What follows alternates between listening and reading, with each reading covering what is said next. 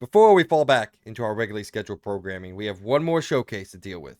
And thus, Nintendo was the final company to the stage. And man, what a showing they had for us. So let's have a final R&R session of this year's Prime Summer Game Fest because this is the XP Podcast.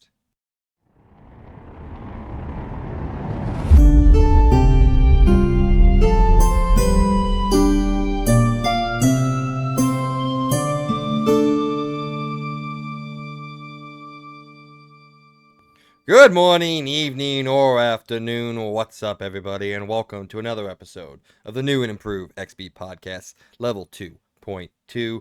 I'm your host, Mike C. Joining me once again, as always, for the future of until the end of time, it is the Shaggy Hair Meister himself, the worst teammate in Call of Duty and FPS history, Kit himself, Andrew Schlongmeister. That's a new one. That is a new one. Thank you. All right.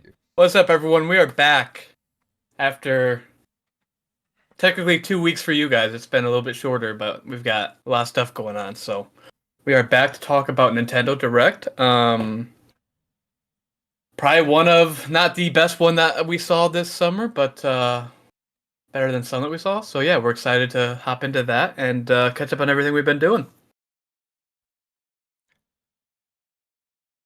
So I had a pregnant pause there. Pregnant I was pause. gonna say. Usually, it's our flow isn't perfect yet. So usually, like you say, like oh, my week was good or something. I don't know. So. Well, that's what we're doing. Okay. I guess that's considered the rundown, but not really. But yeah, no, okay. that's what we do here. Like personal stuff. Like, oh, did you? I don't know, run over a child? I don't know. I did not run over I almost ran over a dog on the way to work. That's worse than a child.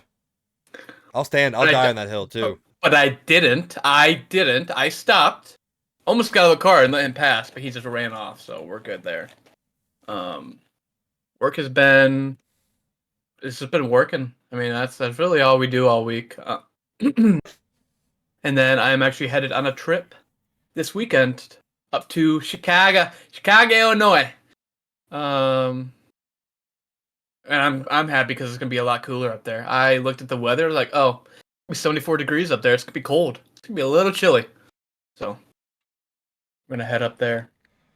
Yeah, hot as balls outside right now. Let me tell you that much, man. Hot as Satan's left and right testicle, as they would say. But yeah, I don't know. Face is red, skin's red. It's boiling. It sucks. I've reached the point now that this new possibility of a job that I'm working on has like permeated my brain a little bit. So it's like I no longer care to be at Lowe's at all. Like I'm just I'm so done with this place. Like the possibility and honestly highly likelihood of me getting it, it's like, all right, now I just wanna get it rolling, man. It's like in my head, I can't get rid of it. So like every morning when I'm getting ready to go to work, I was like, don't want to do this. So but it is what it is, I guess. I still like some of the people I work with. Well, not one of them, but well, speaking of that, I was talking to one of your friends today from in the back, and he said he wants you to step up. So, what do you mean step up? What are we talking about? The one who gave you the cookie. Oh yeah. Yeah. He said tell Andrew to step up. So that man was probably high talking to you. So. Okay, well let's not out him on national television. Thanks for telling me my collar's fucking twisted. Thanks, brother. Now I gotta redo the whole. No, I don't deal with collars. We're fine. You deal with collars all the time. You're a businessman. Repping the Bucky. Shut up. I'm not like that. I get to wear regular shirts at work if I want to. They don't expect much out of me. Repping the Bucky's 4th of July shirt. Everyone, happy 4th of July. We will not see you until after the 4th has passed. Oh god, that is hideous looking. Jesus. Let's change that real quick. And then let's get a Bucky sponsor in here. We're eating the cookies today. They're sprinkle cookies. My dog's back. Me and one of my friends just had a good chat about what's good at Bucky's, and overall collective answer is beaver nuggets. Those are probably the best thing they sell. I don't know if you've ever been to Bucky's. Is what the southern people call them. Have you stopped at a Bucky's since you've been down here? Of beaver. I used to go to Texas like twice a year. Yes, I've been to Bucky's. I was born in Austin. We just never talked about it. I'm sorry. Oh yeah, because it just naturally comes up like, oh yeah, hey, Bucky's. What a place. I mean, we're getting one here now soon, so be a lot more. Yeah, Cool. As I'm leaving. All right. How long do we fuck off for? 5 minutes. That's not too bad. So, anything you buy this week? I didn't buy anything. I bought some shirts, but I'm not gonna show them off. Oh, all right, cool story. So, Okay, well, never mind. We were. I'm sorry, I didn't mean. I meant to say that my story is cool. I'm about to say. So, I got a new monitor. That was last weekend when I was house and dog sitting. I had finally decided I just want a new monitor. Because both of mine were, granted, one's a 4K monitor and one was a 1080p, but they were both at 60 hertz. I was like, I can't do this if I'm gonna game. Like, it looked nice on the 4K, but just the response time and just the way it looked just did not look good on my other one. So I sold my other one today, and then I obviously have this new one. So I thought, let me go ahead and let's just rearrange my desk, because why not? I get home from work. I was like, yeah, I'm gonna take everything off. We're gonna plug everything from the PC we got right here, because I did cable management as well. There's a bunch of hair on it from the dogs, but I want to cable manage it because it looks so bad behind my desk. Like, it is insane. So I took everything out, and then I got my. This was Monday. I got my power strip surge protector. Luckily nothing was plugged into it. And then I go and unplug it, and one of the cords, I think it was my mouse cord, tipped over my freshly cold water bottle. And all the water spilled inside each individual socket it could find in that surge protector. And it wasn't even plugged in or anything, and I still heard cackling. There might have been a spark or something. I said, well, it's not good. So I wasn't even gonna test it to plug it back in to see if it was working. I said, this thing is fried, and I ordered a new one off of Amazon.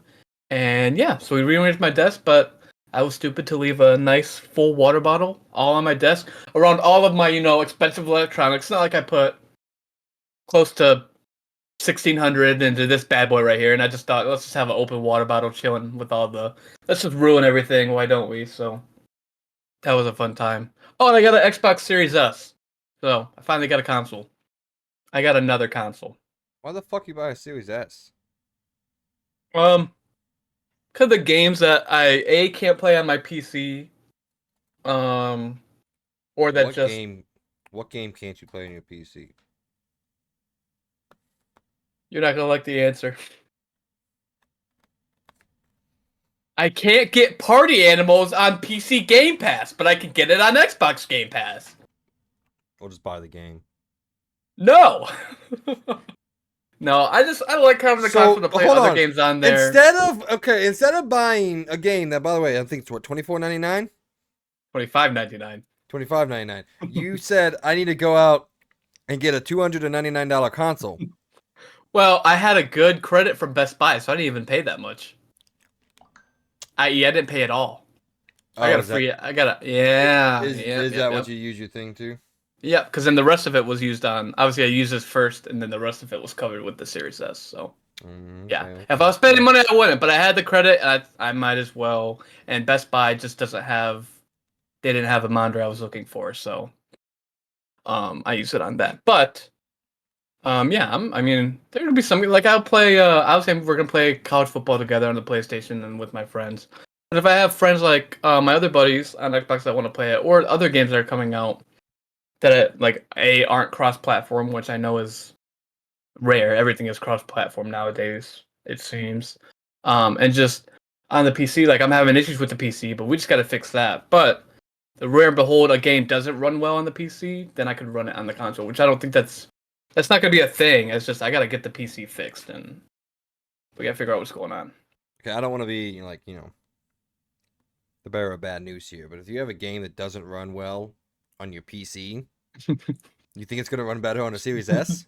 It might. Oops, let's drop that. It might. You never know. You never know. You never know. I hate to say your logic is flawed because it feels like it's underselling this entire scenario. Like your logic's fucked. Yeah, I know. Yeah. Okay. So, but to be fair, like you said, you had credit, so it didn't cost you too much. All right, let's get into the episode proper. Ladies and gentlemen, if you're out there listening to us, if you're enjoying us even in the slightest, maybe you think I'm hot. Probably not. Maybe you think Andrew looks like a teddy bear you can squeeze at night all night long. Who knows? Either whatever it is, if you like us, if you dislike us, I don't really care. But we do want you guys to be a part of the show as we move into the new era of the XP podcast. So please comment down below on this video. Go over to our Patreon. Send us a private message. That I don't know why I said it like that. That's some doc shit going on. Send us a DM. Oh, sorry. We're not going to comment on that, by the way. It's a little too soon. It's okay. Keep going. But send us a private messages. Tell us what you want us to talk about. Give us a question of the week. Give us some topics to talk about. We want you guys to be engaged in the episodes as much as we are writing and directing these things as well. So maybe to take some pressure off us, we get to engage with you guys, talk about what you guys want to do. So as this community hopefully grows and gets a little bit bigger, I hope people are, oh, press one button.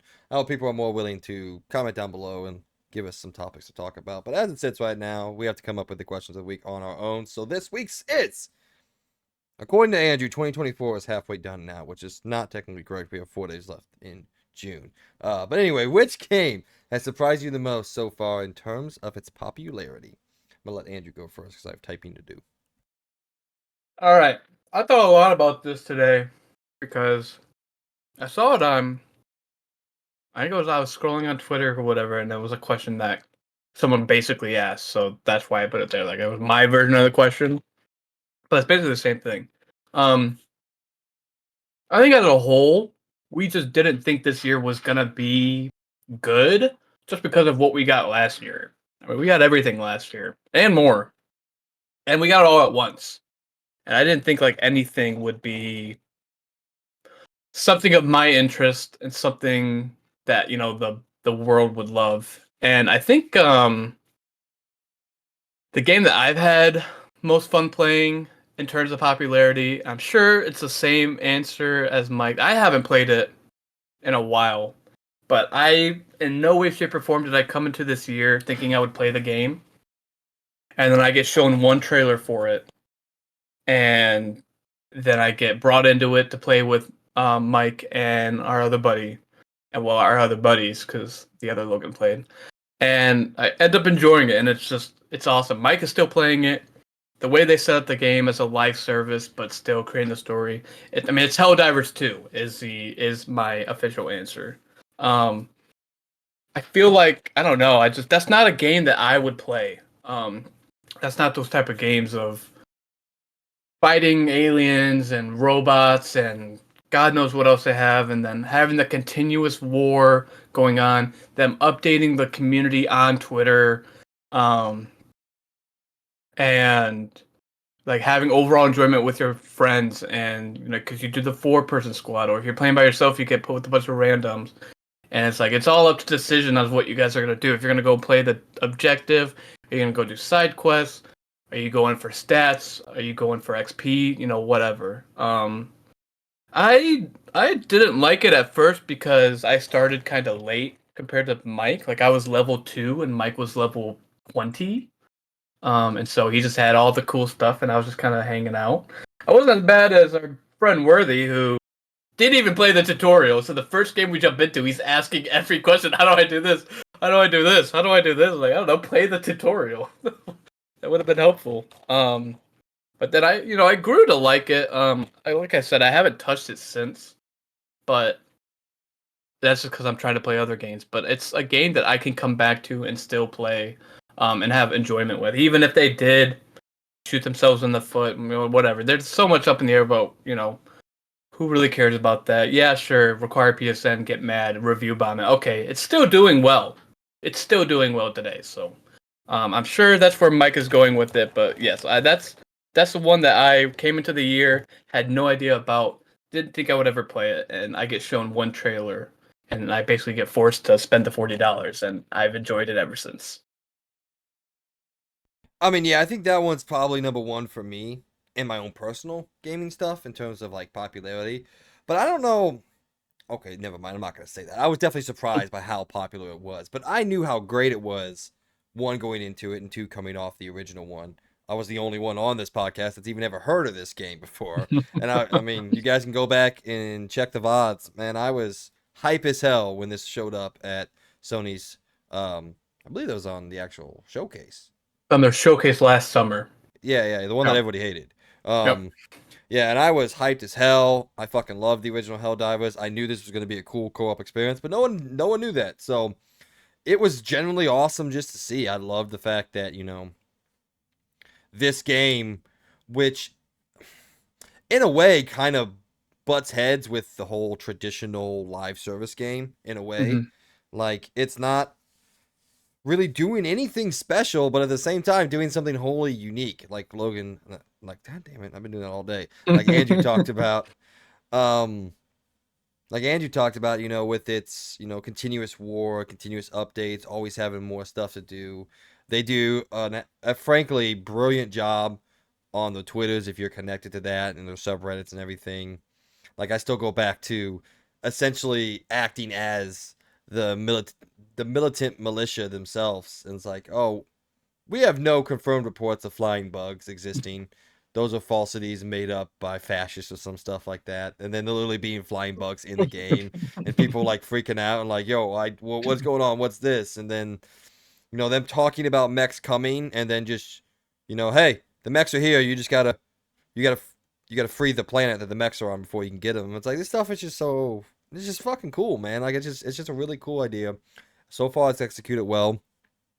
Outside of the quote unquote trip up, I don't really think it's that much of a trip up, but Well, like I Ubisoft said, they're Ubisoft still gets doing away fine with now. what PlayStation doesn't, I guess. So, Uh, but I would also like to give a shout out to another game that was probably the bigger surprise to me in terms of popularity, because like I said, I love Helldivers, so I was just more excited than anything to see it be as popular as it was. That's Power World.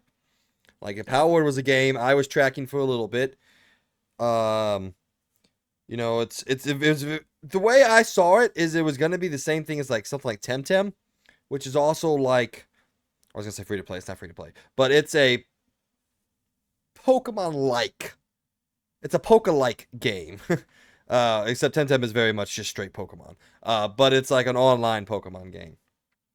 So I was likening it and hearkening it to that itself, and I don't really care about Power World. I never cared to play it. It was cool to see it blow up, but it definitely was to me a massive surprise that it caught on that crazily. And I didn't see that one coming. But like I said, both of them have been great. I think it's good for the industry as well. Both of those games existing and flourishing in the way they do. Um, Not small games per se, but definitely small development teams. Yeah, I guess Helldivers was backed by PlayStation, and like a mhm. fucking 8-year development cycle. So it's kind of it's kind of hard to say Helldivers is like a smaller game just because it was priced at $40. Like it was backed by the second biggest video game producer in the world. So I can't really say too much. But Power World's definitely the much more small man wins out. So good for that. But yeah, I think those two so far in terms. I mean, you and I talked recently about Annabelle Well, and its success was a little unexpected. Not when, I mean, that was one of those games that was talked about for like a week and then ditched. Mhm. But one thing I did want to say is things coming out before we move on. Is there anything coming out within the next 6 months that you think has a chance to garner the same sort of surprise? And I swear to God, if you talk about fucking college football here, I'm gonna jump No, across the screen and beat your ass. no. I mean, I'll throw a little hype in there for Flight Simulator just because of what the popularity of what Flight Simulator got in 2020 when they first released it. I think that we're gonna see a rise there of people enjoying it with the new stuff they add. I don't think it's gonna catch the, you know, what we saw with Power World and Helldivers 2 of everyone getting in and playing it. I mean, it's a flight simulator. There's only so much you can do in that game. You can't really do it with friends. You can't. I mean, you're just exploring, and then there's missions, but that's really it. I gotta think of what is still coming out this year. Um, All right, I got I one think. game. I Yeah, got go one. ahead. I got one absolutely crazy prediction, and then one game that is probably going to be pretty big on the streamings, at least for a little bit, and that's Black Myth Wukong. That's one that it's probably going to come out. There's been a lot of eyes on it. A lot of people have been interested since first announced all those years ago. I believe it was 2020 when we first saw that game. Being developed by a single guy.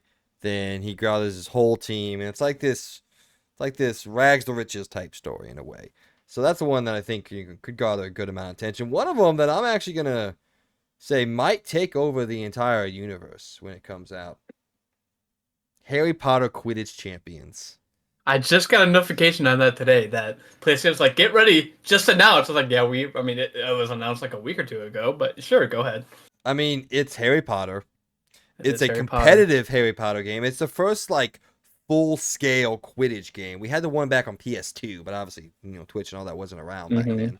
So this is like the first full scale Quidditch game where you can like compete against people and go back and forth. So I think that has a shot of maybe capturing some attention. Neither one of these games I'm predicting being 400,000 players plus like the first two we mentioned. But also I want to shout out, I was looking through the release schedule on September 18th on PC only, UFO 50.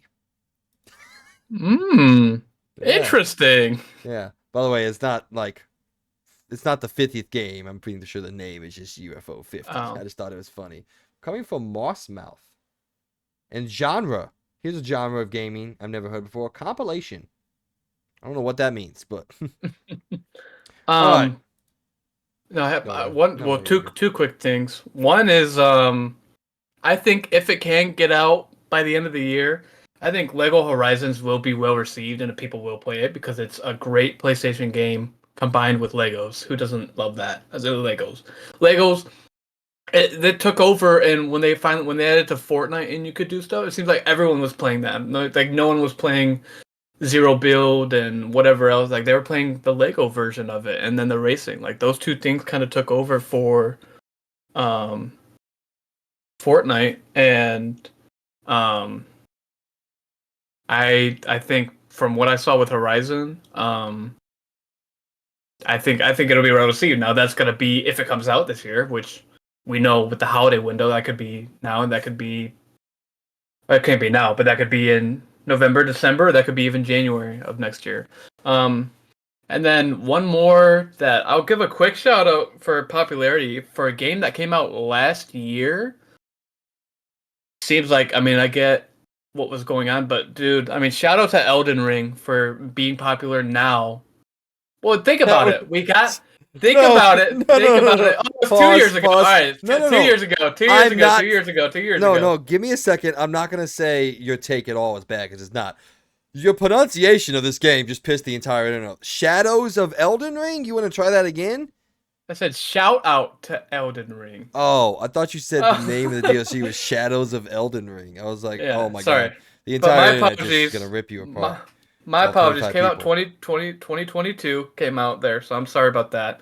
But like I mean I get so we had the DLC come out, which I get. We'll talk about that later on in the episode. But it seemed like, dude, YouTube, any streaming platform I could see, people were all playing it. They were quote unquote getting ready for the DLC, and it seemed like everyone was playing it. So they made a big like boost in popularity there real quick. I don't know how well Yeah, but that'll do with the that's not DLC out now. surprising at all though. So, I didn't think people would get back in and just playing like going through and playing through Elden Ring oh my god, again. yeah. Elden Ring I didn't was think I, di- Elden Ring was crazy popular, dude. I didn't think every person I would see on the internet and YouTube would be playing it. And yeah, there I saw it. I was surprised by that. That could just be me though. So, Yeah, I but wasn't yeah. surprised by it, but anyway. All right, well, ladies and gentlemen, if you didn't know, this is in fact the XP Podcast, our weekly video game and pop culture news podcast, where Andrew and myself sit down with all y'all out there and talk about all things video games inside and out. I fucked that entire sentence up. We post a new episode every other Monday, so you can listen to it whenever you desire. You can almost find us on most of the popular podcasting services out there. You can, in fact, re-find us on Patreon. I have that back up and going in its new format. If you do, maybe decide to throw us a buck here and there. So, man, I'm tired. If you enjoy what we're doing here on the XP Podcast, please, in fact, go over to our Patreon where you can be a part of our weekly discussion and give us your opinions on everything we talk about and everything we don't. Like I said, you'll be able to find all of our uploads there. Links for that, as always, are in the description down below. Officially, back in the description, YouTube believes I am a human being, so that's awesome. Got that figured out finally. However, like we always say, if you don't have any money to send our way, don't worry. We understand it out there. It's rough. milk is $12 now. We still love and appreciate you for being a part of what is hopefully a growing community. You can also go over to our YouTube channel. We can get this show and all of our shows in full video format. If you do, please don't forget to give us a like, share, subscribe, and hit that notification icon so you can be aware of everything we post when we decide to post it. New episode reminder for you. Like I said, last week's episode is up. It's a long one. Sorry about the 5-hour show. It wasn't supposed to be that long, but it ended up being that long. But anyway, we had a lot to catch up with. We went through R&R, which stands for Review and Reaction, for Sony State of Play, Summer Game Fest proper, Xbox Games Showcase, and the Ubisoft Forward. So go check that out if you want to hear our opinions, ratings, reactions to all the games and all the showcases that happened during the 2-week span that we love to call Summer Game Fest. We got one more to talk about in the coming moments. Well, moments might be a little long-winded, but later in the show. I did want to shout out again. We are still planning a new episode, a new show for you. Probably going to be a once a month type of show. Get excited about it. It's going to be. I'm still not going to announce it yet, but it's in the works right now. It's in the planning stage. I haven't even checked the document if people have commented yet, but I'm hoping to get it going pretty soon. And also, our mid-year in review and update is going to be coming soon. We're scheduling that as we speak now with the other guys here on the podcast. So you'll get an update with what we're doing on our fantasy league, what we're doing in our predictions battles, and all the games we love to play. And I might even announce the new show right then and there if it's ready to go. So we'll see. I don't know. I'm gonna announce it when it's ready to go. So, all right. With all that out of the way, though, let's get into the show proper. In our point of the show, we're serving up our final piece of R&R of Summer Game Fest. This time, it's Nintendo's turn in the limelight. And around the point, we have a litany of gaming stories from Sony and PlayStation. From Sony, all the way. Oh my God, I wrote this really late last night. Anyway, Ubisoft is still talking about Beyond Good and Evil. A Lords of the Fallen sequel is on the way, and so much more. Then in LTR, we dive into reviews for some of the games we've been playing. But before we get to all that, it's time for what is and forever will be the rundown, where we catch up on all things pop culture that we've been doing, whether it be gaming, TV shows, movies, books, comics. It doesn't matter to us. We like it all and love to talk about it. Hey, next time I'm gonna write this when it's not like when I'm not sleeping. It's not 11 o'clock at night and we all need to go to sleep. Yeah. Man, I fucked that whole thing up, didn't I? All right. Well, let's get into it. You want to start with the movies and TV shows like we did last week, or get right into the games? We got more movies and stuff than. Let's do the games first. We got more that we've watched. Well, I have, ladies and gentlemen, can everyone please give me a slow clap or a drum roll? I don't care, but I said slow clap. Oh, sorry. I've surpassed 200 hours in MLB The Show. Let's go. Woo! Congratulations. I've also successfully built the Oakland Athletics to be the greatest team in the MLB. 3 straight World Series with the best record in the history of the major leagues. I'm so proud of it. And it's all simulated, so I barely play anything. So I actually did it real nice and real good. So that's all I got on that first one. You go. Sorry, I got a bad email from freaking school. I'm gonna deal with that later. All right. Red Dead Redemption 2. We are still playing through it. This time I am playing through all the side quests, side missions, anything you can really think of, and of course the main story as well. I really want to play until a certain character. There's a scene where a character is galloping through a city, and then it's like everyone knows that one scene, and like I'm gonna shut my game off when that happens. Not. I don't want to. That just breaks my heart. I hate when that happens. So, no, I'm gonna play through it again, see how long I spend on it. But like I'm having fun doing the missions that I just didn't care about. Like doing some of the bounties are really cool. Especially the one where he's up. There's someone in a cave. You got to fight in a cave. I don't know. I don't want to say too much. I'm having fun enjoying the games and the bits and pieces that I missed when I first played it in 2018. So we're still playing through that. And then real quick, I don't have a lot to talk about. I did start the DLC to God of War Ragnarok. Mike, is it? Do I just? Is it just consistently going? Like I've now gone through it twice, and it just now I'm like, what is this DLC for? Like, what am I doing? Am I just gonna continuously keep on going through it? Like I went through the first time, and I didn't have the whatever open up the door for me, and then the second time they opened up the door. Like, what is going on? What am I missing? It's a roguelite. So yeah, you Okay, keep doing it over and over again until you eventually beat it. Like okay, you will be, it's story based, and you get more and more okay, stories the deeper you get into the mode. okay. Good. But and then you continue to upgrade and all that. So yeah, it's a roguelike. You play, you die, you restart until you get all the way through. Okay. And It was eventually like you'll the do. first time.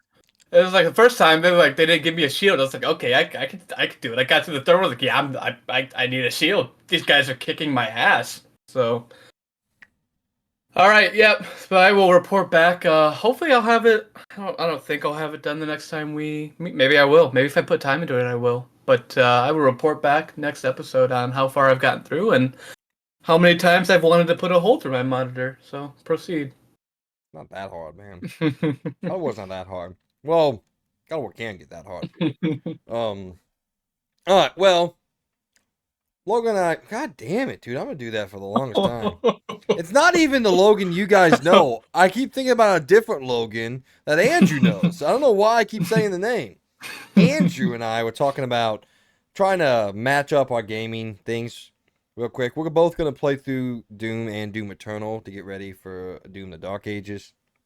So we're probably going to bring you guys our like new and updated reviews. Andrew almost said Logan again. Andrew's never played them. I've played both of them, so but I'll be there through the reviews and hear what he has to say. And then what was the other game I was thinking about playing? Are we going through Gears of War? We're We gonna might play through. be. We are gonna. Well, we are. Okay, I am. Can you do those co-op? Uh, Because we're going to stream them. oh, we can probably look into that. We can see what we can do. I don't think you can do the campaigns co-op. I think it's Yeah. campaign. There's co-op modes, but I don't think about playing another game. But anyway, man, that's gonna bug me. I can't remember what it was. Yeah. There's Anywho, one more. uh, Peyton and I finally decided to sit down, and it was on sale for the gold edition. So I got Avatar's Frontiers at Pandora, and I started playing that. I'm about All right. maybe 5 hours in to the Avatar game, and let me tell you what. A 71 on Metacritic's kind of bullshit, a little bit. And this game deserves at least a high 70s. A barely passing grade is a little absurd for this game. It is absolutely fucking beautiful. It controls really well. The combat is super smooth if you're not a layman's at FPS, like movement and all that. The movement's very freeing in a way. It allows you to move pretty quickly. It's responsive. It's got a double jump. It's got an extension mid-air. It's got a power slide. It's got all this different stuff. And so far, it's a joy to play. It's very explorative in nature. So, like, it doesn't give you a lot of details of where to go and when to do it. It'll tell you, like, hey, go meet so-and-so. He's northeast of this landmark. And then you just kind of go out there and explore, and you learn the forest as you're going along. I'm still very early in the game, so I don't know anything, but from what I can tell, people say, yeah, you get to grips with how to get around the forest, how to move quickly from tree branch to tree branch, how to get up on top of things, and it's just a very explorative nature game. And I'm still getting new abilities. I'm learning how to hunt. I'm doing all that stuff, and man, I fucking love the Avatar universe. So both of them, the Last Airbender and the James Cameron one. Um, so it's kind of just been fun just to play a game in a as a group of characters that I really really like, or I don't know, species. I don't know how to say that, but it's cool to play as the blue guys. It's Has also really cool when you go up to soldiers and you punch them, and you're like 9 feet tall, so you're just like these guys are not tall, and you're just punching them, and it's really cool. But you can just say what's up. Yeah. Have well, you talked about it. Has Peyton enjoyed? Has she paid attention while you play? Because I know she like. I don't know if you said Um, that she likes Avatar. yeah, she loves Avatar too, which is kind of why. Okay. She gotta understand something about Peyton when she watches me play games. She wants to watch me play games, and if she pays attention, she's interested. But she loves her phone, she loves her TikTok, and she loves her sleep, and all those things get in the way. So I only play it when she's around, just to be a good person and not continue on without her. But I don't think she's watched the last 4 hours of the 5 hours I played. So, but she's still there, whatever. In her defense, there's sometimes when I play like these open world games where it's like I just kind of go off and do something. And she's like, "What are Yeah. you doing?" I'm like, "I'm literally just walking this way just to see what's out there." I come across a creature, I hunt it. I come across, whatever, and it's like, "Oh, here's this," and I just kind of go explore. I zigzag my way through the map. Yeah. Like there used to be this thing I did in The Witcher where I would be following along with the story or the quest line and all that. I put the marker where I need to go. I did the same thing in Skyrim too. I put the marker where I need to go, and then I just get lost on my way there.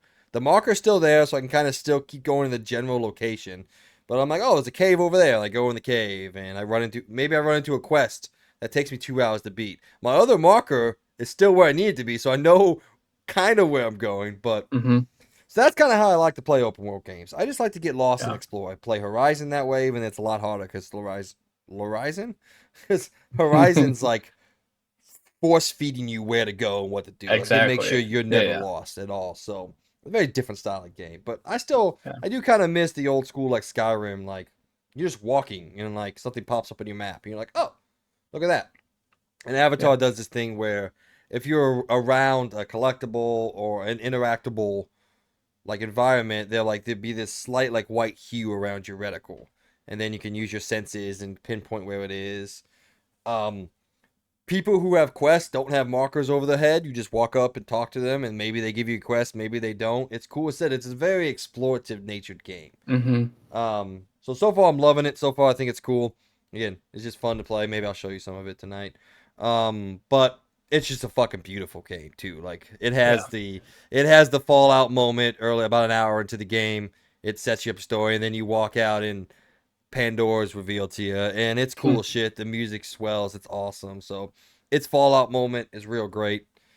And yeah, just I'm excited to just keep playing it. I want to get through with it before college football comes out. But that's also I can play both of those games at the same time. Yeah. We won't Something be. like I hope people know, like, we won't be dedicating a lot of. Don't get. We are very excited. We're talking about 10 years in the making. This game I'm is time. We are dedicating at very least excited. 300 hours to this But, game, dude. but it's not like we're going to play. It's a sport. At the end of the day, it's a sports game. We're not gonna be playing it in and out nonstop. Yes, it's gonna be fun to do, but we're gonna have those story-based games that we want to play. Like I still need to play, and I'm gonna play through. Astrobot. Well, Yes. there you go. The Resident Evil games at some point I want to play through. Last of Us, like I will still play those games, but when it first comes out, this is a game, and I know our buddy Logan, well, our buddy Logan's, because we both have, even though, yeah. Anyways, I know the I have one two that Logans, which is you do. crazy, Well, and then you have a Logan, which is yeah. also Well, crazy. technically, he's your Logan. So now you got 3 Logans. So there you go. We probably Right? should talk about people like we own them, huh? That's probably bad taste nowadays. I don't know what year is it. Anyways, um, I know 1824. that my Logan is excited for. I mean, because we're average football fans, and just being a football fan, we're excited for this game to come back. But I don't want to dedicate too much time to it because I want to be able to leave time for those other games that I will enjoy playing. Real quick, sources have confirmed Doom is co-op, so we can play the campaign co-op. I So didn't ask Doom. I said Gears of War. I didn't all care right, about Doom. sources have confirmed Gears of War campaign is co-op, so we can do that. So we just got to figure out how we can set that up, which that won't be too difficult. Yeah, it's really not hard at all, actually. Yeah. Well, that's good. I remember when I was building my PC, I had mentioned something like, dude, if I bought my I think if I bought my GPU, I got it for free on Newegg, and I ended up not going that route. But I probably would have played it if I got it like included. But I never got into the game, and obviously it's on the list of backlog, and we all know how if anyone is an avid gamer out there, they know how well their backlog of games is going. So yeah, Endless. My backlog yeah. is ridiculous. So, Mm-hmm. all right. Where do you want me to go first? Go through. Start from the. Go ahead and start from the. Let's start from the bottom Started of from the each of our. bottom, now we're here. All right. Yeah. So, those of you out there that don't know what what the TV show Smallville is the story of high school Superman and early adulthood Superman. I absolutely fucking adore Smallville. Its problems notwithstanding, in which there are a litany of problems, like multiple seasons are like not good at all. Just not good television. But I love Smallville to death, so we started showing Peyton in it. Well, I think we're literally exactly halfway through the first season as it sits. I'm just watching it, maybe one or two a week. Not doing too much unless we get into a groove or we get addicted or anything like that. But I love Smallville, like I said. I love the actors. I love the story. I love everything about that show. So I'm showing her one of my favorites. That's like one of the coolest things about being in a relationship is like you get to show people things that you like, you know. Show off for cool stuff. Yeah. Yeah. Even though Yeah. she's been trying to get me to watch Hamilton for 6 No. years now, and I just haven't done it. No. So As someone whose mother played it constantly on weekends when she was cleaning the house and doing projects, and her sister, my aunt, who I'm going up to see, who's gonna wanna show it up there while I'm staying at her house, she's gonna wanna watch the movie. God forbid. I think I could only do it twice through before the songs just got so annoying. I was like, dude, I know who Alexander Hamilton is. I know what he did. I know what happened. Why do we have to keep, watching this? Now, the only thing is I will go see it live on Broadway. That's the last thing I will see it if I see it live on Broadway. I would like to go see that. But that's it. That's the last I'll have of Hamilton. Oh my gosh, dude. all right. And then let's see, I got Hulu back recently, so From I'm who? trying to get. How'd you get Hulu back? I bought it, the entire company. Or cheap ass. I own Hulu. You offered. I'm not cheap. I did. I mean, mainly it was I logged in and forgot to log out, and as I was leaving for it, I said, "Fuck it, who cares?" No, the reason I canceled Hulu to begin with is because I'm putting my foot down and throwing up these two fingers to Disney. So, but now I guess I'm giving. No, I'm not giving money back. Someone else's. I'm just You're stealing not money. someone So else's. I'm There you I'm go. stealing watch time, and I'm okay with doing that. Mhm. So. That's fine. But yeah, so I'm trying to get caught back up on the Rookie. I love the Rookie. It's a great Mhm. cop drama show out there, Yep. and I'm just trying to get caught up on the final season. I think I'm on episode 4 of season 6, so I don't got too much to go. I slowed down because I'm like I don't want to have to do it week to week. I hate watching TV shows week to week Yeah. anymore. It's annoying. So all right, Um. and then let me Again, just do the movie real quick. I'll turn it back over to you. I had something for the rookie. All I'll say is Sorry. it's like be prepared for the last season because I feel like with me, like just the story kind of jumps around a lot. I feel like they go to one story, one episode, and then they just completely swap things and go to the next one. And they just they're kind of going to throw everything at you all at once. And so, I'm yeah, you on the just last kind season. of keep What are you up. talking about? I'm saying, but you're only, what, 4 episodes in? There's Yeah, only so 12 I aired mean, right now. I'm telling you, from like now until, I think it's from the last half of it, 6 through 12. Yeah, it kind of gets thrown. That's what I didn't like about it, but they're good at keeping up the storylines. They do a good job on that. So yeah, all right, go ahead. Or wait, am I going? Yeah, sure. I don't care. Go ahead. All right, I'll do my one that I'm watching on Hulu, and then we'll go back to you, and then we'll do the movies. So I am watching. I mentioned it last episode. I am watching Clipped. It is a quick series, 6 part, 6 episode. I wouldn't even call it a documentary. Kind of, but not really, because it's all obviously actors. But it's about the story of Donald Sterling and how weird he was in the NBA. And Doc Rivers, Chris Paul, Blake Griffin, DeAndre Jordan, Austin Rivers, JJ Redick, all those guys.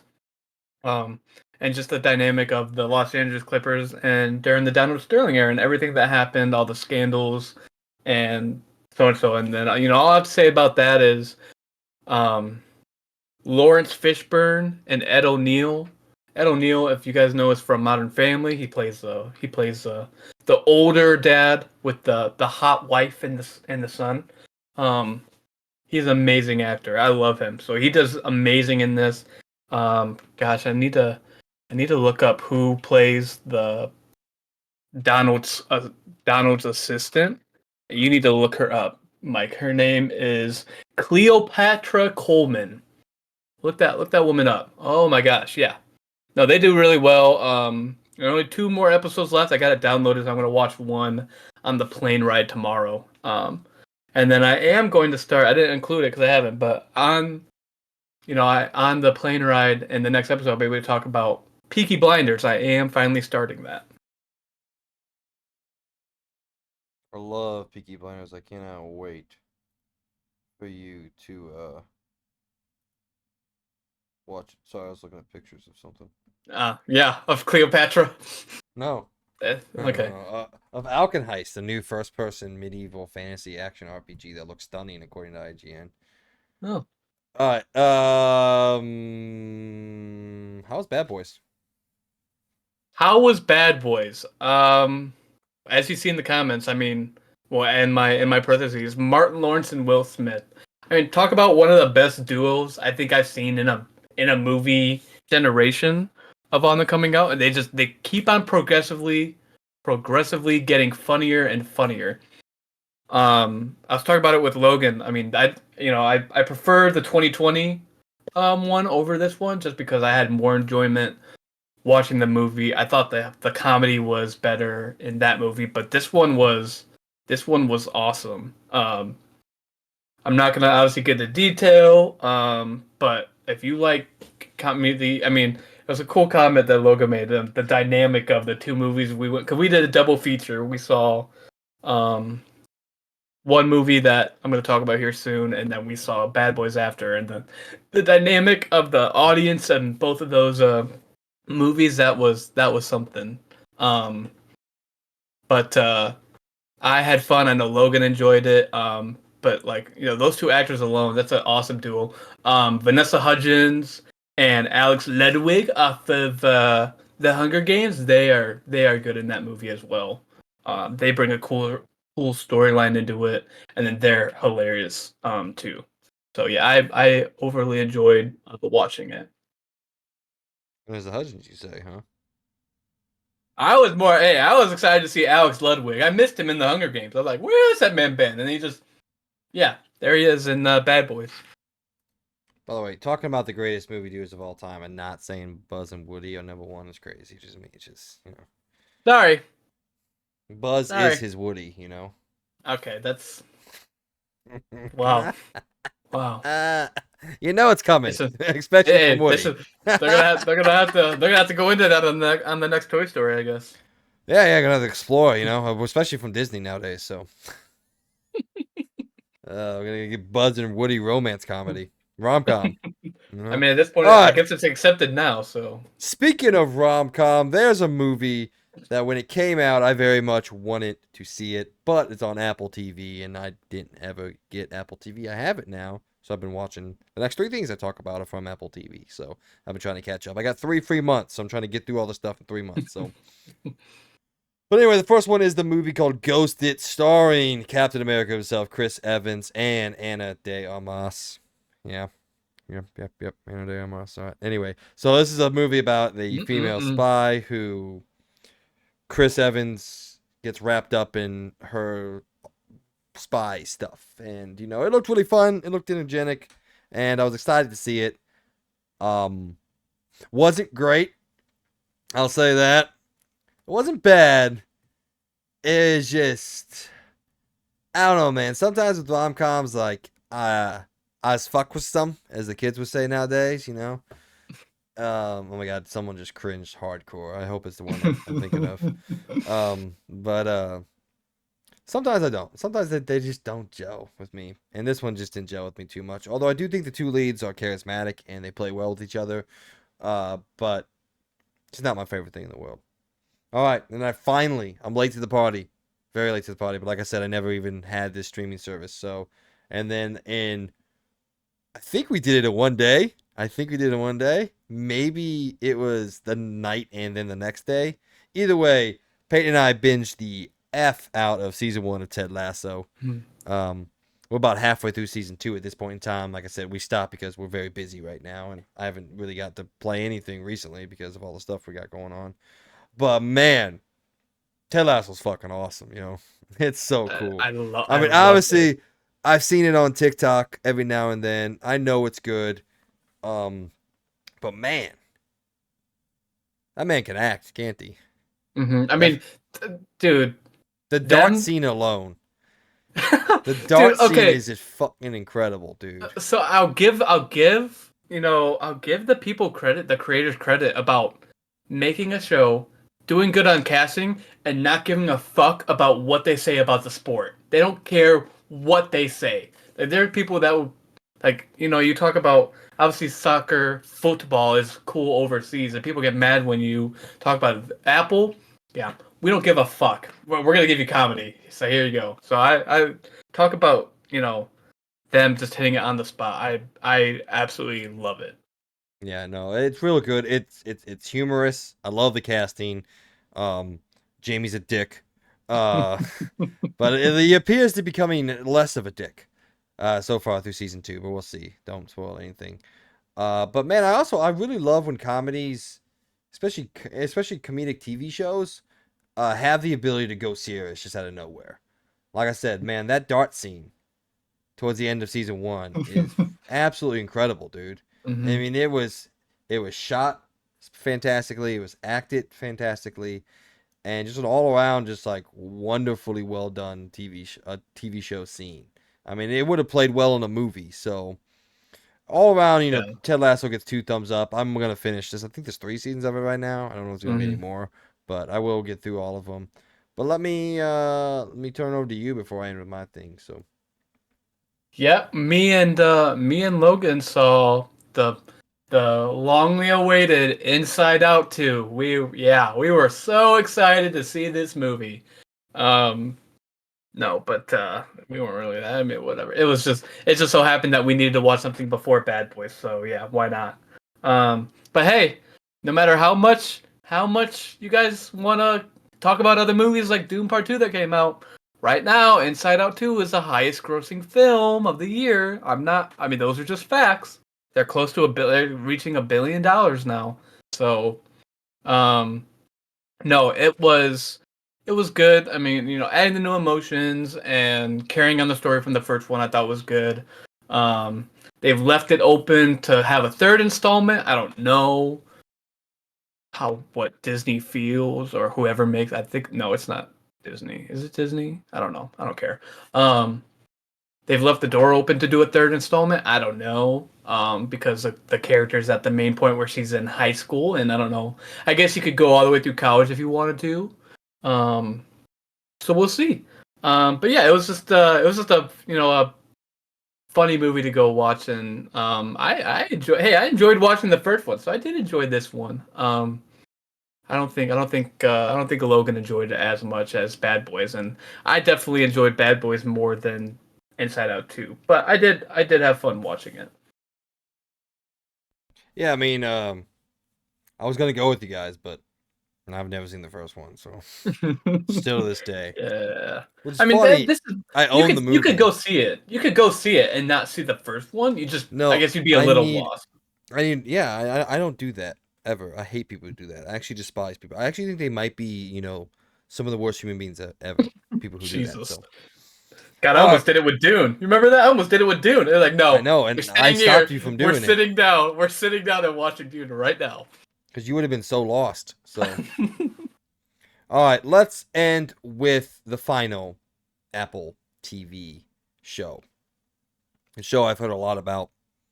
Again, just like Ted Lasso, I was excited to watch it. And normally TV shows, even really good TV shows, are like, yeah, that was real cool, but they don't usually blow my mind quite often. Not anything like, let's say, the first 6 or so seasons of Game of Thrones, which was just awe-inspiring, all of it. So we don't have to mention the last 2, but um, Blackbird TV show starring, I can never remember these people's names. Hold on. Starring the guy from Kingsman, the kid, and then the bigger guy from Cobra Kai. Taron Oh, Egerton, Aaron Taron Edgerton. Egerton, and Paul Walter House. Let me just say, the performances that these two turned in throughout the length of this 6 episode miniseries is worth the watch all by itself. the performance of Paul Walter Hauser by itself and what he was able to capture with this frankly decrepit human being that he's portraying is awe-inspiring. It's fucking phenomenal. I was glued to my screen the entire time. Taron Egerton puts in a great performance as you watch him slowly decay into madness. Let me set the scene for what the show is real quick. So, there's this guy named James Keene, played by Taron Egerton. He's a big, larger than life party guy, selling some drugs, all the stuff. Gets caught, thrown in cushy jail for like 10 years, right? Then the FBI comes to him. Hey, we're like, hey, we have this killer of kids and sexual assault and rapist of kids. We got a confession, but it was pretty coerced. And now his first appeal has gone through. If his second appeal goes through, he'll be out. He was suspected of killing up to like 14 girls, like 14, 15-year-old girls. So they say, if you move to this supermax prison and you get to the location of the girls and you get a confession out of him, we will commute your sessions to 0 and you can walk free. So eventually he goes and does it, and then the rest of the show plays out and you get to watch him try to tackle the line. He has to deal with some prison life stuff, there's some gang stuff, and it's just very stressful. And dude, it was fucking brilliant. The core of the idea, the fact that it's based off a true story, and like I looked up the actual story of Larry Hall, the guy this was based off of, and it was so good. I said the acting alone is worth the price of admission. The writing alone is worth the price of admission. I don't think they really think they do anything interesting with like the editing or the shot composition or any of those technical terms. But just the writing and the acting, it's fucking incredible, the show, man. I was glued to my screen. Like I said, I started it the night before and I finished it the morning after. Like I couldn't just boom, boom, boom. They're hour-long episodes, so it's a decent time commit. But to anybody out there that has Apple TV that likes just great television or really likes like crime-based serial dramas, man, you gotta give this one a watch. It was fucking 2 thumbs way up, 5 out of 5. Just excellent. So Yeah, I've seen clips of it. But I do need to get Apple TV again and watch some more stuff they've added on there. I think what I've seen so far is, how great they are at depicting prison, because if anyone knows anything about prison, I mean, they don't let public is never really allowed. No one gets to see what's inside like the public eye. So being able to depict it like that well, I think they were phenomenal on that, and then building that story through there, and then setting the scene of how he would do it. You know, props to them, because I mean, from what I've read online too, it's very hard to depict that, because that's like the one place you're just never really allowed in, unless you got someone to go see, I guess, or you just want to take a gander. But yeah, I from what I have seen, yeah, it does look good. So I would definitely try and give it a watch once I get my Apple TV back. yeah, it's definitely worth the $9 or $9.99 Yeah. to get Apple TV for a month. So Yeah. maybe just wait till the new season of Ted Lasso comes out. And they can do both. I don't know, There but you go. Yeah. like I said, I'm ripping through those. Blackbird was awesome. There's a couple more movies and shows I need to watch on Apple TV, but I got 2.5 months now, so I should be 2.5 okay. months. All right. We'll take a break after this. Let's go right into the point of the show. Ladies and gentlemen, welcome to Pots. This is it. Here it is. Slam some pots together. I don't care what you do. We need to get a sound cue of like pots slamming together or something. Maybe we can get you or Logan to work on that or something. I don't know.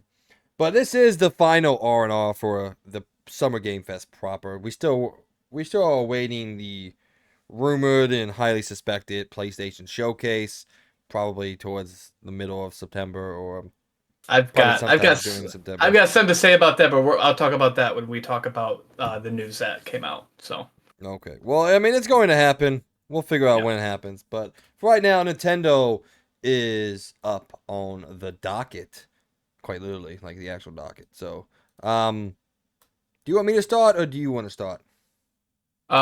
you start, because you are more involved in this than I am. I think you're more excited about Nintendo. God, I can't. I got my Switch and I don't touch it.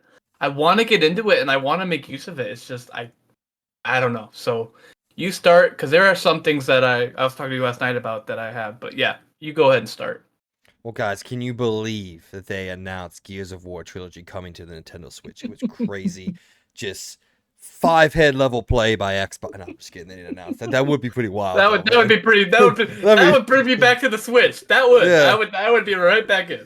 That would break the internet. No, I mean just based off the big announcement at the end of the show itself, Metroid Prime 4.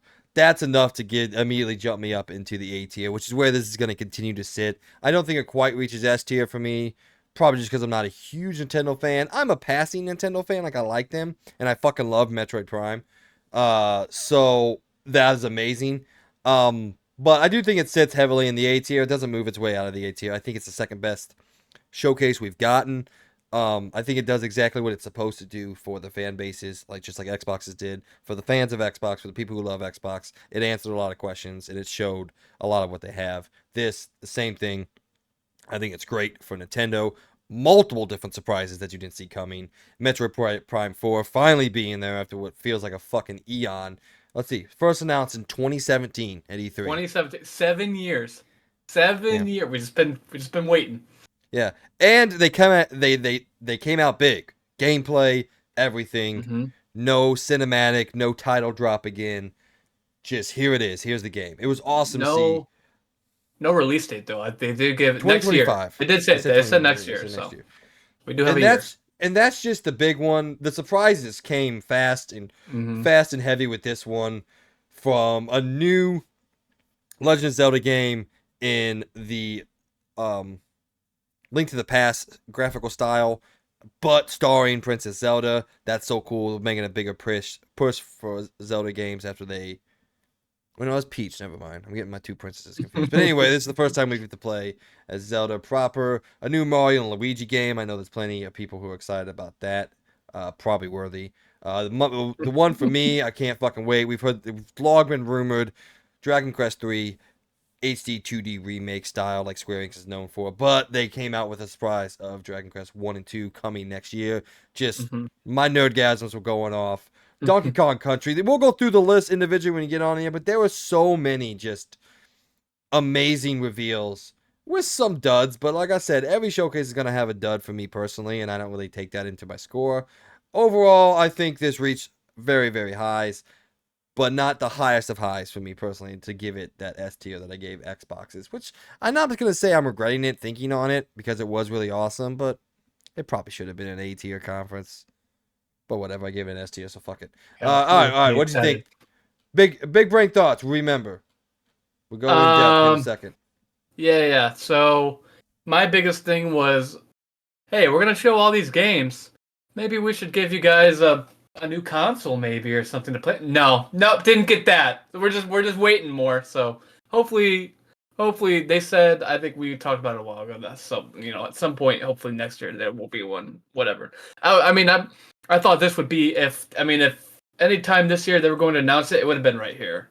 So obviously this confirms we will go 2024 without a new Switch console, but that's fine because there's still a bunch coming out, and next year that means that we're just giving them more time to work on it. We'll see what they come up with. But I my ranking is around B tier just because of.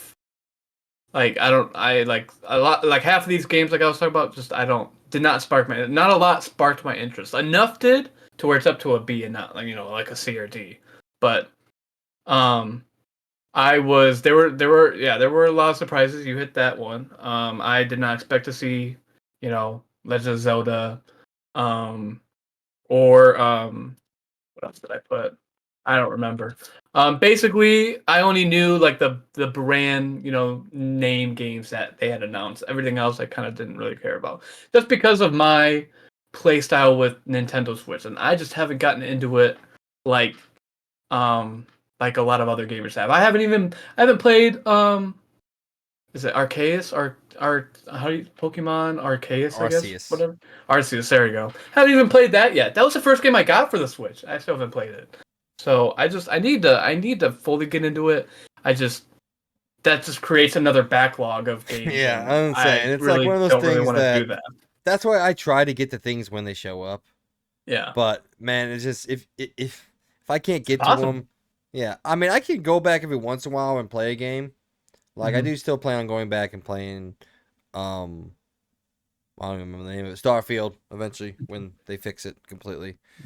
Which is probably going to be never, but eventually I'll get back to it. I don't know when.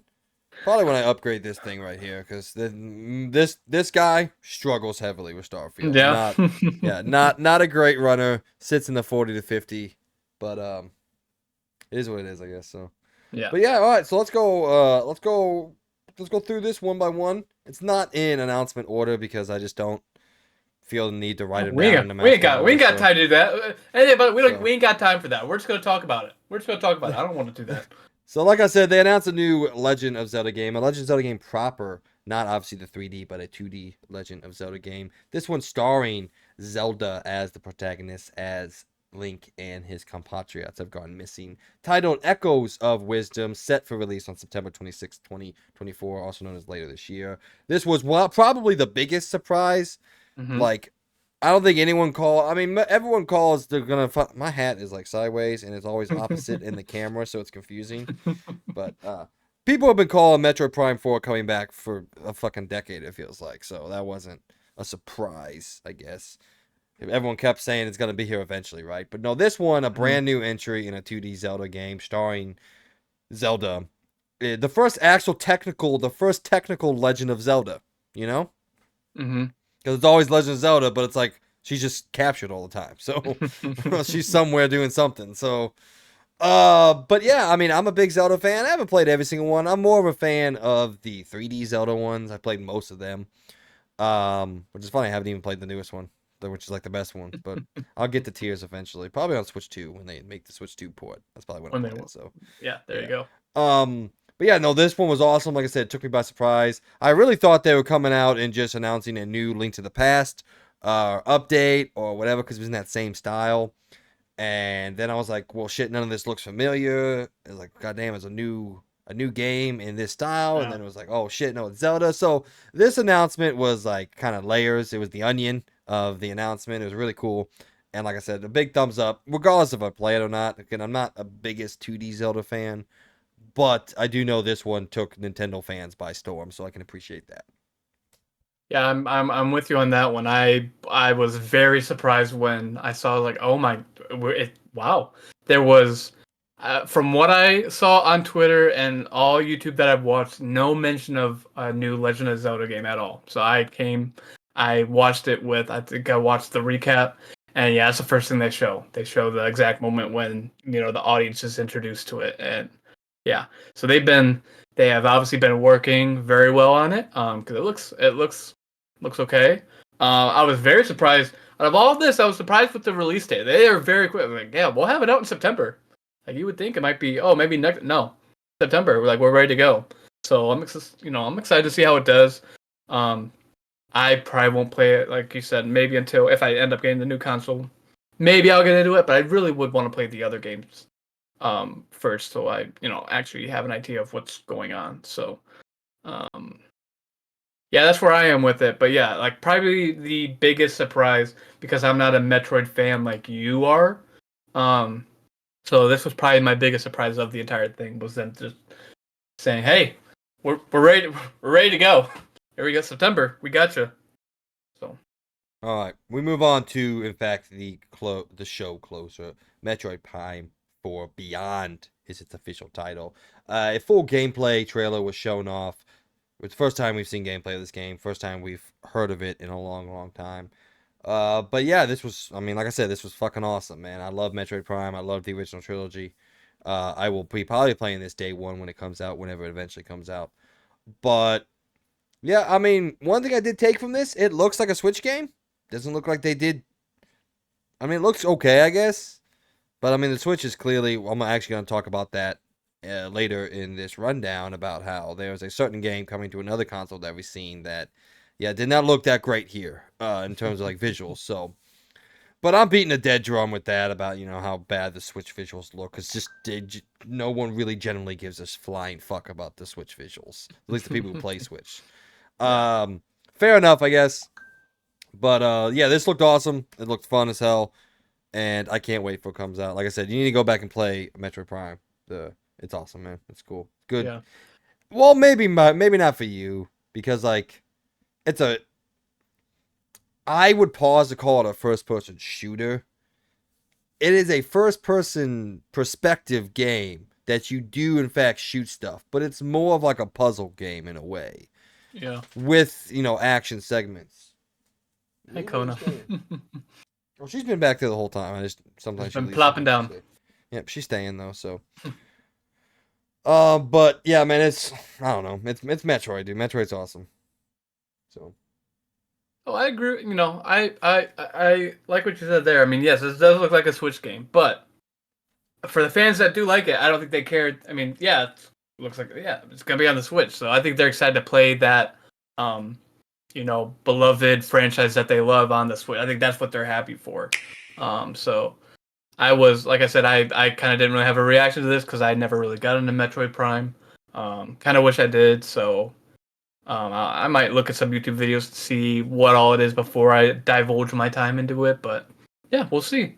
But yeah, 7 years, 7 years that they had it, and then it's just silence, and we're like, hey, so whatever happened to this? And then they finally say, yep, we'll have it. We'll have it next year for you. So yeah, I'm excited to see how it does.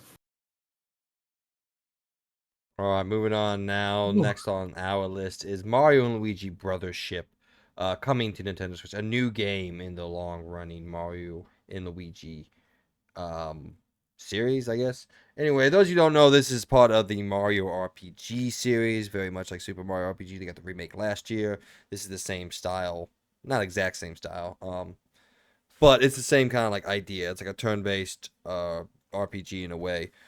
People seem to be excited about this. I never played a Mario and Luigi game, but it looked pretty cool. Coming November 7th this year, so check it out if you're interested. This gets a thumbs up for me, but personally, I'm like, yeah, cool, cool. But what do you think? Cool. I mean, Cool, who cool. doesn't love Mario and Luigi? I mean, that like you said. I mean, if we talk about duels in what we love, yes, Woody and Buzz might be up there, but I don't know. Mario and Luigi has a really long standing in the gaming community. They are, who doesn't love that? I can't. I don't know how I could hate Mario and Luigi. God, I saw the movie, and I was up in arms about the movie and seeing it, and I was like, "Oh, I love Mario. It's just, what's not Mid. to love?" Okay, it's just Mario, but you talk about Mario and Luigi going all the way back. I mean, you're talking about going all the way back to Nintendo 64, which just celebrated. I don't know how many years it's been. They Way celebrated their before that, by the anniversary. way, man. They celebrated their anniversary. Mario goes Okay, back way so then before. way before. So then way before. Okay, quiz But time. What was the first appearance of Mario? Go. before World War II. Oh my god. That wasn't even games back then. Shut up. Okay, I don't know, the No, 60s. what game was he first in? I know it wasn't even named Mario. It was named. I remember hearing stories. Named something else. That he was it a It's very Donkey much named Kong? something else. Yep, the Was it original a Donkey Kong. Okay, it was Donkey Kong. He I was think called he just tried to Jumpman be back cheap. then in that game because he was the guy you played as, and he was just jumping. And then you told me how it's Sumi, and I always thought it's me Mario, and then you said it's Sumi and Sumi, and I saw it on It's another Sumi. podcast that was talking about. They talked about how it's Sumi means super, so he's saying it's Super Mario.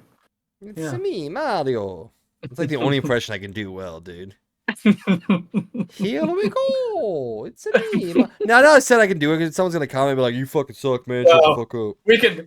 we could do other impressions. They might not be appropriate for the YouTube space. So All right, next up was a huge announcement for me. I fucking flipped my Nerdgasm button. Dragon Quest III HD 2D remake. We've heard rumors about it. Seeing it in action is just the kiss upon my left butt cheek that I've always dreamed for. So, God, the clips that could be made with this show. It's the shit I say, dude.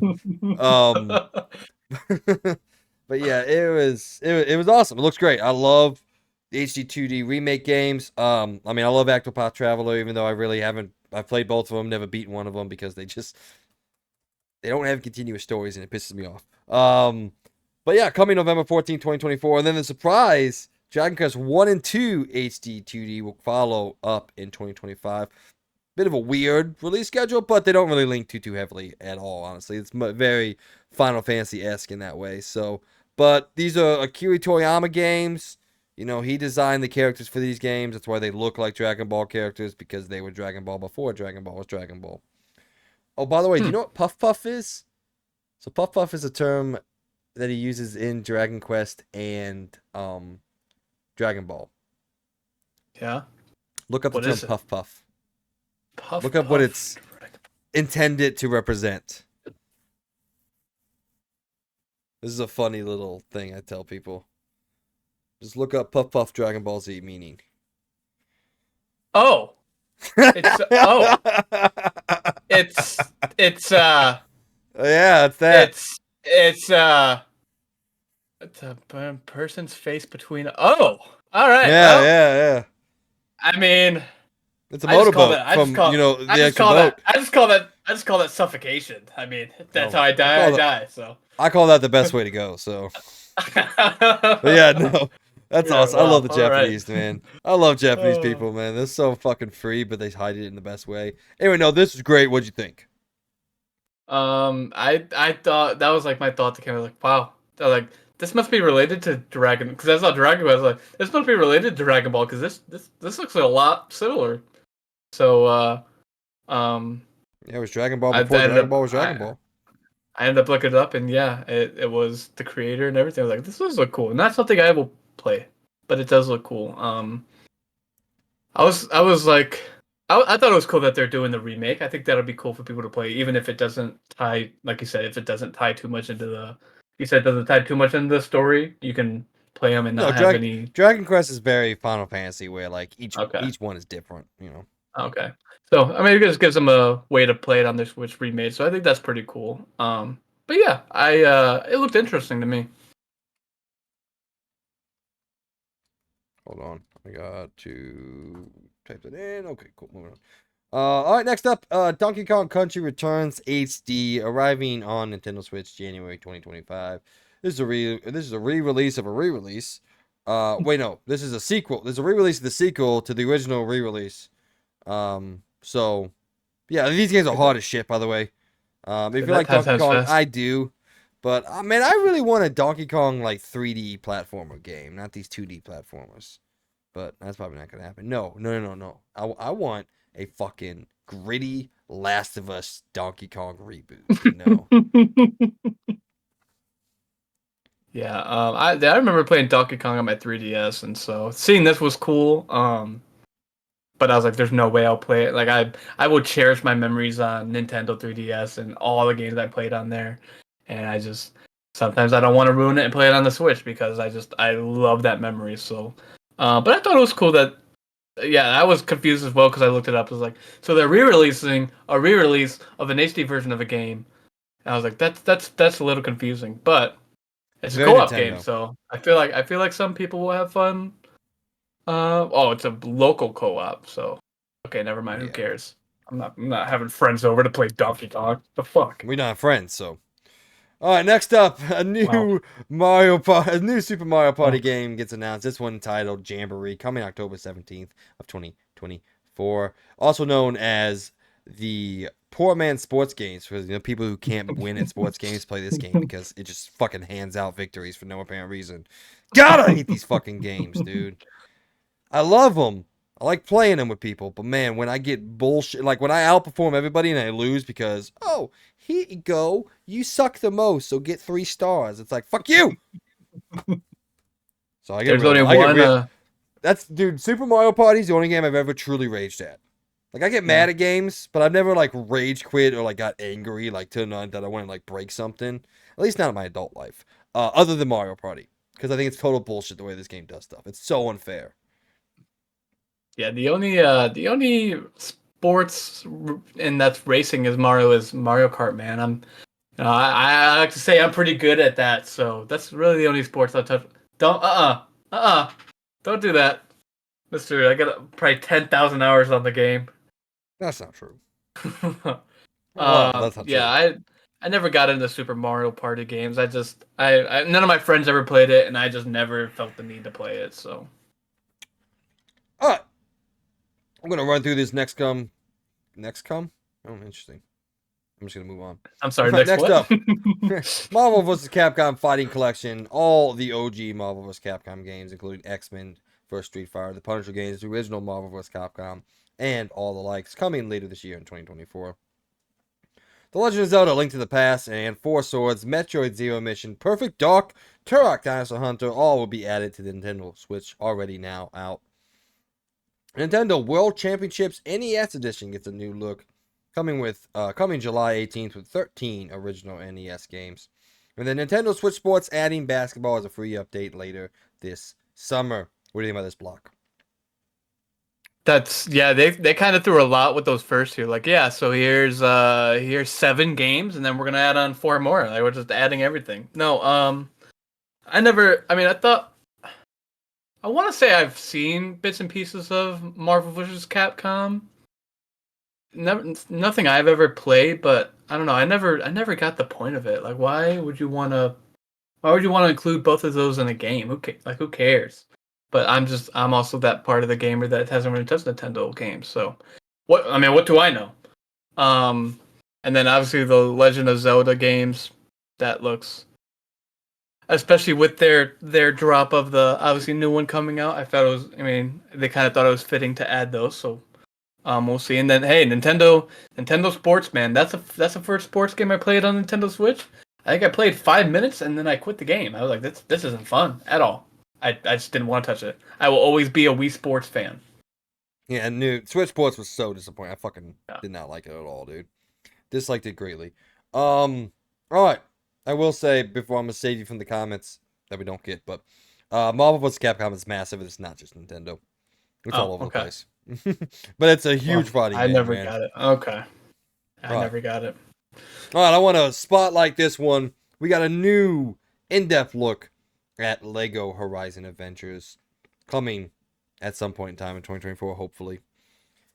But before we dive into what I think looks like a really just fun video game, man, did it feel weird hearing the Nintendo announcer talk about just the Horizon game in general? Yeah, I was like, what do you? I was thinking about that. I watched it. So odd. What the fuck does this guy know about it? He's a Nintendo. Man's talking about PlayStation productions and shit. Talking about Thunder Jaws, and I'm like, this is weird. This feels like it shouldn't be a thing.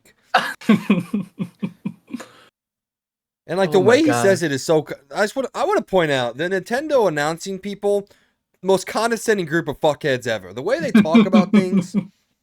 Like, coming to a Nintendo Switch near you, the new Lego game. Play as Aloy taking down a Thunderjaw. It's like, all right, don't fucking talk to me like that. Yeah, are you just not excited for one of the best games now we're getting in a Lego version? Come on now. The most condescending little prick ever. Like, I want him to like talk about like just like the most decrepit video game ever and use that like same voice, you know?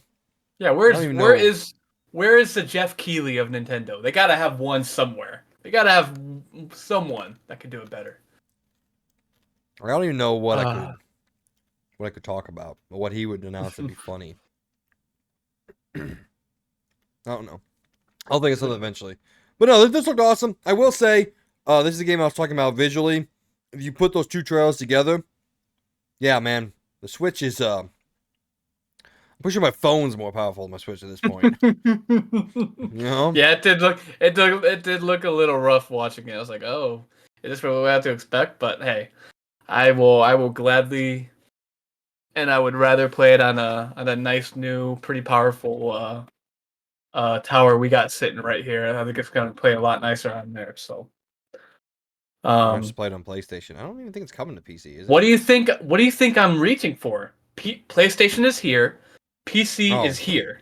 Yeah. To be fair, you said tower, so I was like PC tower. You know. I mean, PlayStation is just about. No, it's shorter, but hey, it's a big boy right there. So yeah, I would definitely play this game on PlayStation when it comes out. It is coming to okay. PC. I'm corrected. I'm not gonna put on my. It's not a game I need to play on my PC. I just play it on my PlayStation. All right. Next up, the mobile game Fantasia had a great pedigree of people working on this game. Final Fantasy creator Sakaguchi Hironobu and the composer of Final Fantasy, Nobu Uematsu, also does the music for this game, who is just awesome. This game was locked only to iOS, I believe. It might have been on Android, but I'm not for sure. But yeah, coming to Switch later this year. I might actually check this one out because it's a game that looks really cool. And like I said, I just love those two guys together, working together again. So this is a game I'm probably going to at least be passively interested in and maybe even go out of my way to play some of it. So Yeah, the characters look pretty cool. If I do say so myself. Yeah. Um, I feel like ever since you know, Stellar Blade and those games have come out, I feel like they've now set the bar as to what we should expect in character wise on these games. So it's kind of like my impression going in, and then I'm kind of disappointed. But yeah, it looks a little weird to me. Not something I will play, but hey, it's just not my genre, and that's fine. That is okay. all right. I'm gonna rip through some of these ones because we're kind of out Yes. of the big ones. All right, all right, all right. Tales of the Shire, a Lord of the Rings game, lets you live a peaceful life as a hobbit. No release date on that, but it looked pretty fucking weird. I'm not gonna lie. Hello Kitty Island Adventure coming later this year, I believe. This is in this new adventure. Players will need to restore a mysterious island while befriending such characters as Hello Kitty, Kuromi, My Melody, and Cinnamon Rolo. Yeah, cool. Disney Illusions Island Mystery in Monmouth free update is out today. That's a fucking mouthful. All right, Luigi's Mansion 2 HD. That's a cool one. Luigi's Mansion is a great series. Go check that out if you Hmm. want to play that. Coming June 27th. So out tomorrow from the time that we're recording. It'll be out by the time you guys get to listen to this. Funko Fusion gameplay. This looks like ass, but if you like Funko stuff, I mean, this looked like wasn't this like the 20 player multiplayer? I don't Does know. anyone care? No, This looks no like one something that cares. wouldn't even run on the 10-year-old PC my mom has sitting in her attic right now. It would kill it. I don't even know. It looks like it was made off of that. Like I don't even know. Metal Ugh. Slug Attack Reloaded, 2D pixel tower defense game coming later this year. Cool. Darkest Dungeon 2 coming July 15th. Looney Tunes Wacky World of Sports, another sports game. This one looked real bad, by the way. All right, Stray, awesome, coming to finally a Switch this holiday season. Trey. Everyone look out for that. Stray is Did you ever? fucking. Did you play it on? I saw it on your. Did you play it on your PlayStation? Oh, absolutely. I'm one Okay. trophy away from I platinum haven't. it, but then they took Yeah. it off PlayStation Plus. So for me to get the platinum trophy, I have to You buy gotta the purchase game, the which is game. annoying. And it's just a bit annoying. I'm not gonna lie, but it was my fault. I took forever to get the platinum. All I gotta do is a speedrun trophy, and I just didn't feel like doing a walkthrough to get there. So, Yeah. all right. Anything you got to say on that big ass group that you went through, and then we'll finish up here in a Really, second. the only one that caught my eye was Luigi's Mansion. I mean, this is almost a game if I had known about it sooner, seen this sooner, I would have picked it up in our league because I think it'll do okay. But again, what do I know? This is All right. really like out of all of those, this is really the only one I enjoyed watching. Like I just had bad like takes for all of these. Obviously, the Funko Fusion, cool. Who cares? Darkest Dungeon 2, like okay, and Looney Tunes, like these are cool. No, like I don't know what fans are you catering to? Like I don't even know. But yeah, and then Stray as well. Like I was like. I basically sat on my phone while these were going, and then Stray came out. I was like, I know. I put my phone like, I know that one. Like that's the one I know. Awesome. So yeah, maybe I will. I never did get to play it on my PlayStation. Maybe I think it's obviously a budget game, so I'll wait for it to drop in, like put on a sale. Like if we get like an 85% off, yeah, I'll grab it, 100%. So I'll probably play it on there, but I definitely won't play it on my Switch, but I will play it through it on my PlayStation. Mio Memories in Orbit, a new Metroidvania game set in a dangerous technological arc. No release on that, but it did look pretty cool. I'm not gonna lie. New crewmates and imposters came to Among Us the day of the announcement. Just Dance 25 had its release date of October 2024 announced. Ace Attorney Investigations is a collection of the Ace Attorney games. There's so many fucking Ace Attorney games. It's ridiculous. Phantom Brave, the Lost Hero, a tactical turn-based game coming from the creators of Disagia, which is a pretty cool series. So check that one out if you're into those games. Farmiga. For me, yeah. Sure. Yeah, it brings together monster combat, collecting, and farming. This looks like a game that my grandma will play if she was still alive. The 100 Line Last Defense Academy. The next Jesus, game from the dude. creators of Danganronpa. Danganronpa's a cool game. I love the visual style of these games. The only cool one that I really liked, Romance and Saga 2, Revenge of the Seven, a full-on remake coming out October 24th, 2024. So if you're a fan of Romance and Saga, very, very old school JRPGs, go check this one out. I'd probably be there with you. Fairy Tale 2, coming out. Not a clue when. And then, what's this? A new free-to-play RPG called The New Denpa Men, coming July 22nd. Yeah, these were all a little bit Hey, rough. hey, back off of Romancing Saga. Romancing Saga is I'm awesome, just man. out of all these, what we were with, I was excited for Among Us, man. We're getting new roles. It's gonna be fun. Not gonna play it, but it's still gonna be might be fun now. I don't know. You know, all right, here's a gaming sin of mine. I have never sat down and played an entire game of Among Us, and I want to Yeah, so bad, it's but I just don't have a I mean, group to play it with. okay, maybe we'll add. Me and Logan will add you to our group, and we'll get I on. would Like fucking love to play it, but like I've never had a group of friends to sit down and Worthy, play it with. Worthy, and Logan and them didn't like playing it. I mean, Logan Huh? played it with his friends, but he never really invited me, so no problem. Oh, what were you doing in 2020? You're just chilling. Jerking What my, were you I'm just doing? kidding.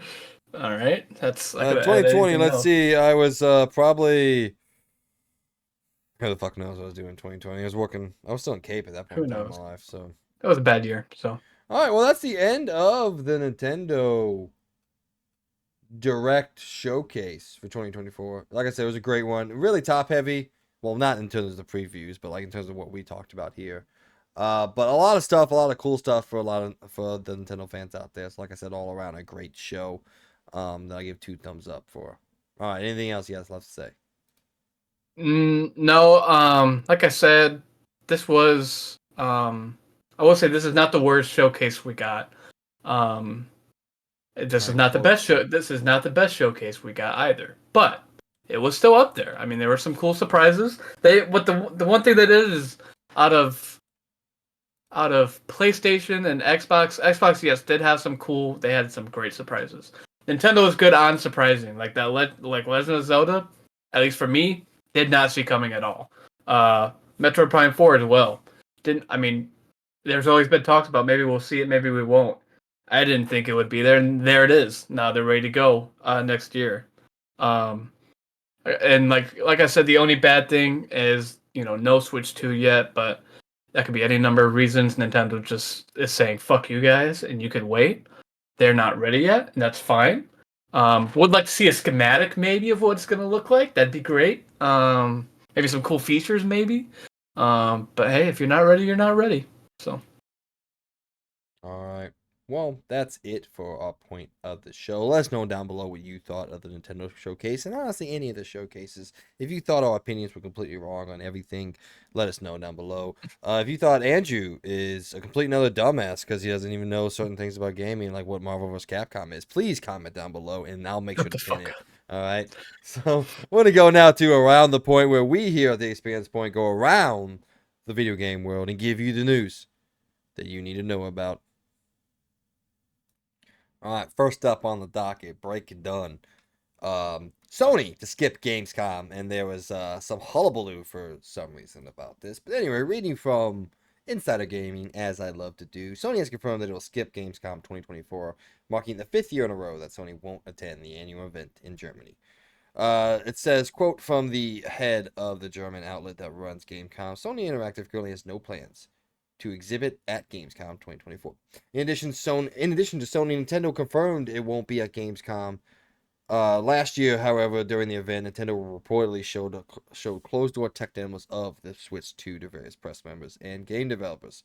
And then it goes on to say, though Sony and Nintendo won't be in attendance, companies like TH Nordic and Ubisoft and more will be a showcase. Yada yada yada. It doesn't matter. All right.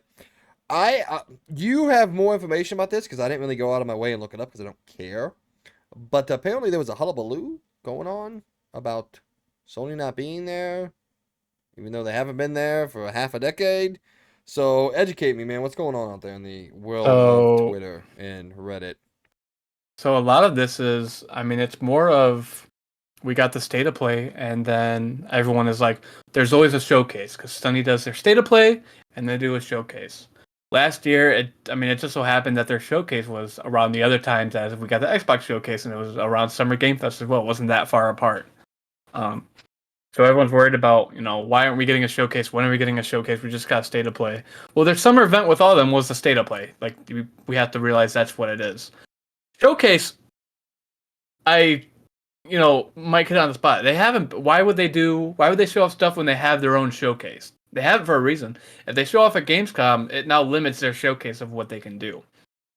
What I have seen is, well, I'll do it. It should be an easy answer, Mike. Guess what celebrates 30 years this year? So think about 30 years ago. What came out 30 years this year? The assassination of Riley Reid. That's a crazy thing to say. Metal Gear Solid. All right. Well, in case Mike knows exactly. If everyone who doesn't want to be an asshole and joke about it, PlayStation celebrates 30 years this year. Now, yes, it might be December 3rd. Do I think they're going to wait till December? No, I don't think they're going to wait till the end of the month to show something off. But I feel like, and what a lot of people think, is they're going to show something, they're going to do it different. Because they're celebrating 30 years, who knows what it is? Is it going to be a big showcase where they do all the games? Oh, hey, here's PS5 Pro. It might be coming out in the holidays. That maybe. I don't know. But a lot of people think that that's what they're doing, is they're waiting closer to the anniversary to celebrate. You're talking about 30 years of them, and they are still going strong. They are still leading console sales. Make sure I'm not.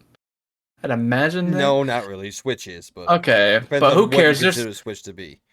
Okay. Anyways, Switch is a hybrid console, to be fair. So PlayStation is still winning because, they're not acquiring multi-billion-dollar companies. But anyways, and they're not moving towards. Can I tell you, people always accuse me of being like an absolute Xbox hater. I'm like, look, no, I just call them the fact.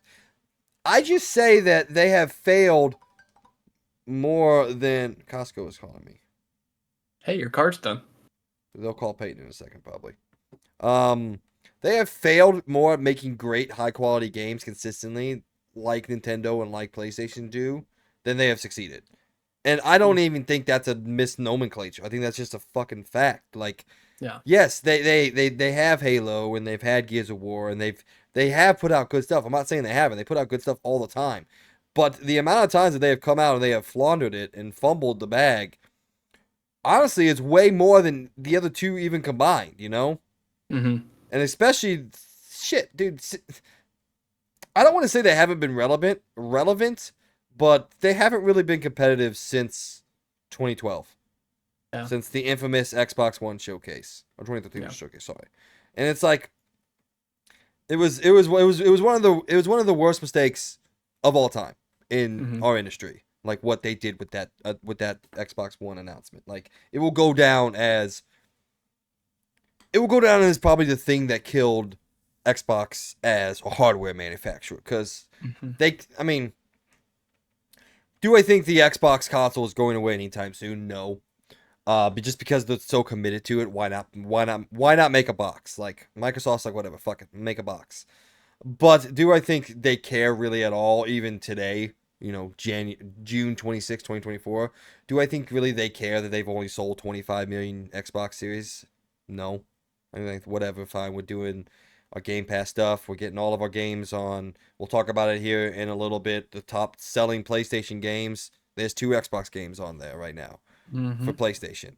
And, Xbox is looking at that money. And like I said, when you and I were talking, we haven't really done a podcast on it yet, the whole stuff, but Xbox is now more Microsoft than it ever has been before. Mm-hmm.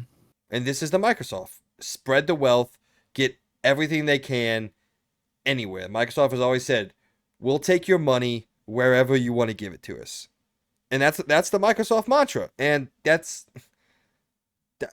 sadly what Xbox has leaped themselves into. You spent a lot of money, and now you got to make a lot. Yeah. That is the way the business works. So, Phil, I've never really liked you, Phil Spencer, but you spent $70 billion. Now you got to come up with a way to justify that, and it's biting you in the ass a little bit. So, but I still think they're being successful. Like I said, I still think Xbox is doing fine financially. It's just not in the way that PlayStation and Nintendo does fine, where they have the box, the first party, and the cycle pushes. Xbox is doing it in an entirely different way. Like if you look at just like their game sales and their console sales, they look like the one of the most all-time failures in video game history. We're talking about like worse than Sega numbers, and Sega quit making this stuff. So, and it's like, well, it is what it is. It sucks to say, so I'm stepping on fucking something. I don't know what it is. Yeah. But No, you are 100% right. But I think I don't like the overreactions I'm seeing that PlayStation's just throwing in the towel after those showcases. No. We are getting a showcase. We are getting a showcase, everyone. Don't worry. They don't want to show it all off at Gamescom because people are going to watch, but PlayStation loves the spotlight. They know what they can cook up with a showcase. Just let them do it. From my understanding and with everything I've kind of taken into account of, I think they're going to let college football run its course. That's coming out here soon. okay, Andrew, I'm gonna stop you right there. PlayStation doesn't give a fuck what college football does. I think they're gonna wait until like September to do a showcase. I don't think we're gonna get it this soon. But I think if we can wait till September, I think we will get a showcase, everyone. So don't worry. They're celebrating 30 years. Let them celebrate.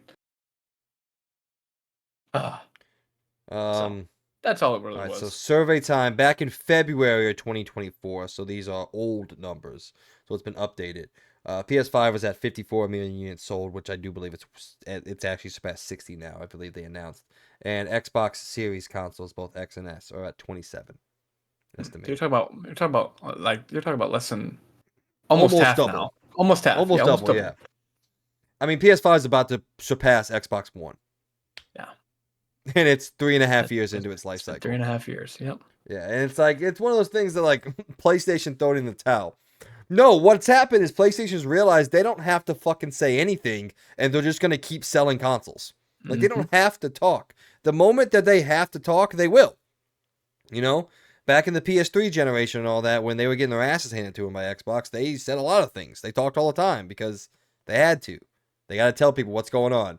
Now they're like, look, we can literally say nothing and still sell this game. So what the fuck are we going to say anything? They could just all of a sudden, you'll just get a notification on your phone on the PlayStation Store that a game is out. And people will be like, okay, cool.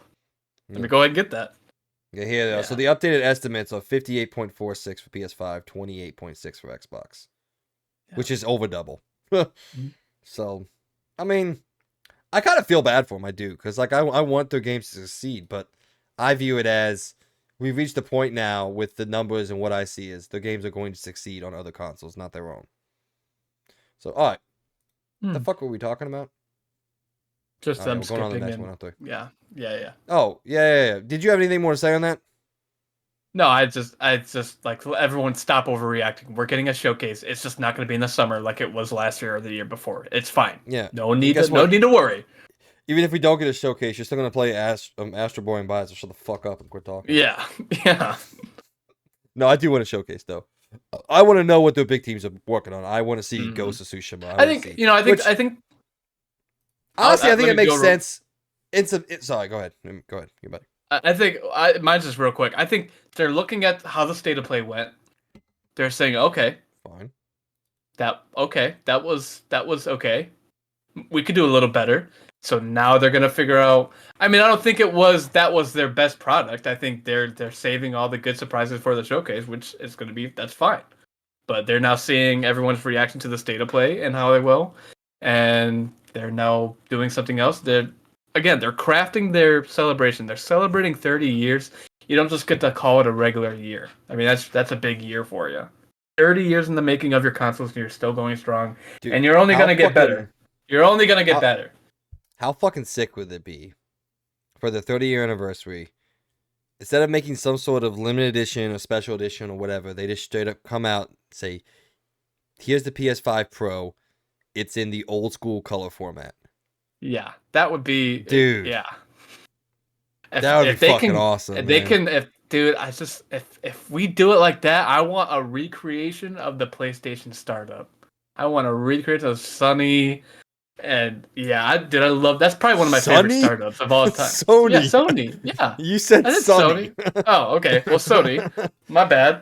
That's probably one of the best startups I think I've ever. I mean, 360 was Oh, it's good. classic. Don't get me wrong, but There's been a lot. that original one, yeah, I love it.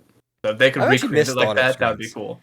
I wish the console still did startup screens. I miss they don't. I mean, they have like a splash screen, but they don't have like a Yeah. whole like intro sequence that plays, man. But dude, you would load in that disc and you hope to God that screen didn't switch. You were mad. Well, You were mad, and that was you're slamming the get back up. You're blowing on the that was disc, wiping it off. that was PS2, man. That was a wild time. It's like, yeah, you would never know if you were gonna get to play a game today or not. You're just like, let's fucking hope and pray. Sometimes you just gave up. Like, oh fuck it, whatever. I forgot what I was gonna say anyway, so I wrote the Okay. timestamp down 3 minutes ago because we never actually got to it. So let me change that real quick. All right, ladies and gentlemen, BluePoint Games has said something once again.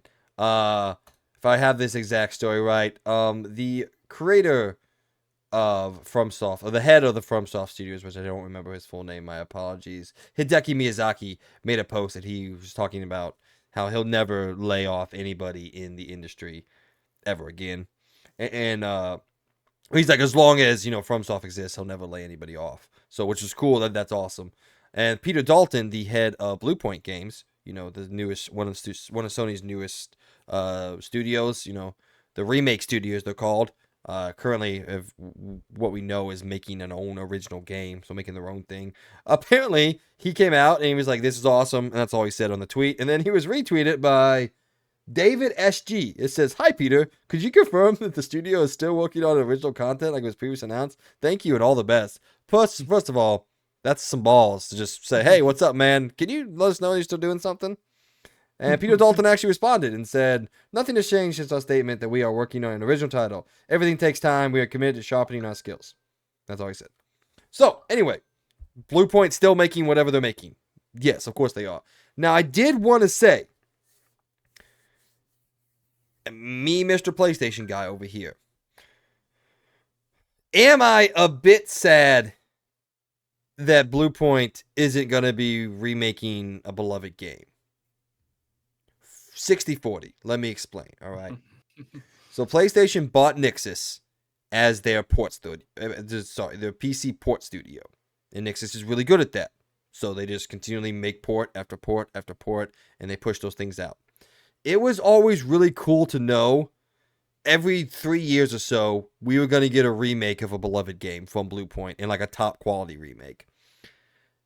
And I don't know. I'm having troubles because it's like I feel like that's why PlayStation bought them. You bought them to be your remake studio, to have something to fall back on. Like, I'm not gonna say it's easy to remake a game. It's not easy, but it's an easy win if you know what I mean. Like, they remade Demon Souls knowing like, yeah, we're gonna knock it out of the park with this one. This is gonna be a successful thing for us. So it's easy for PlayStation to greenlight.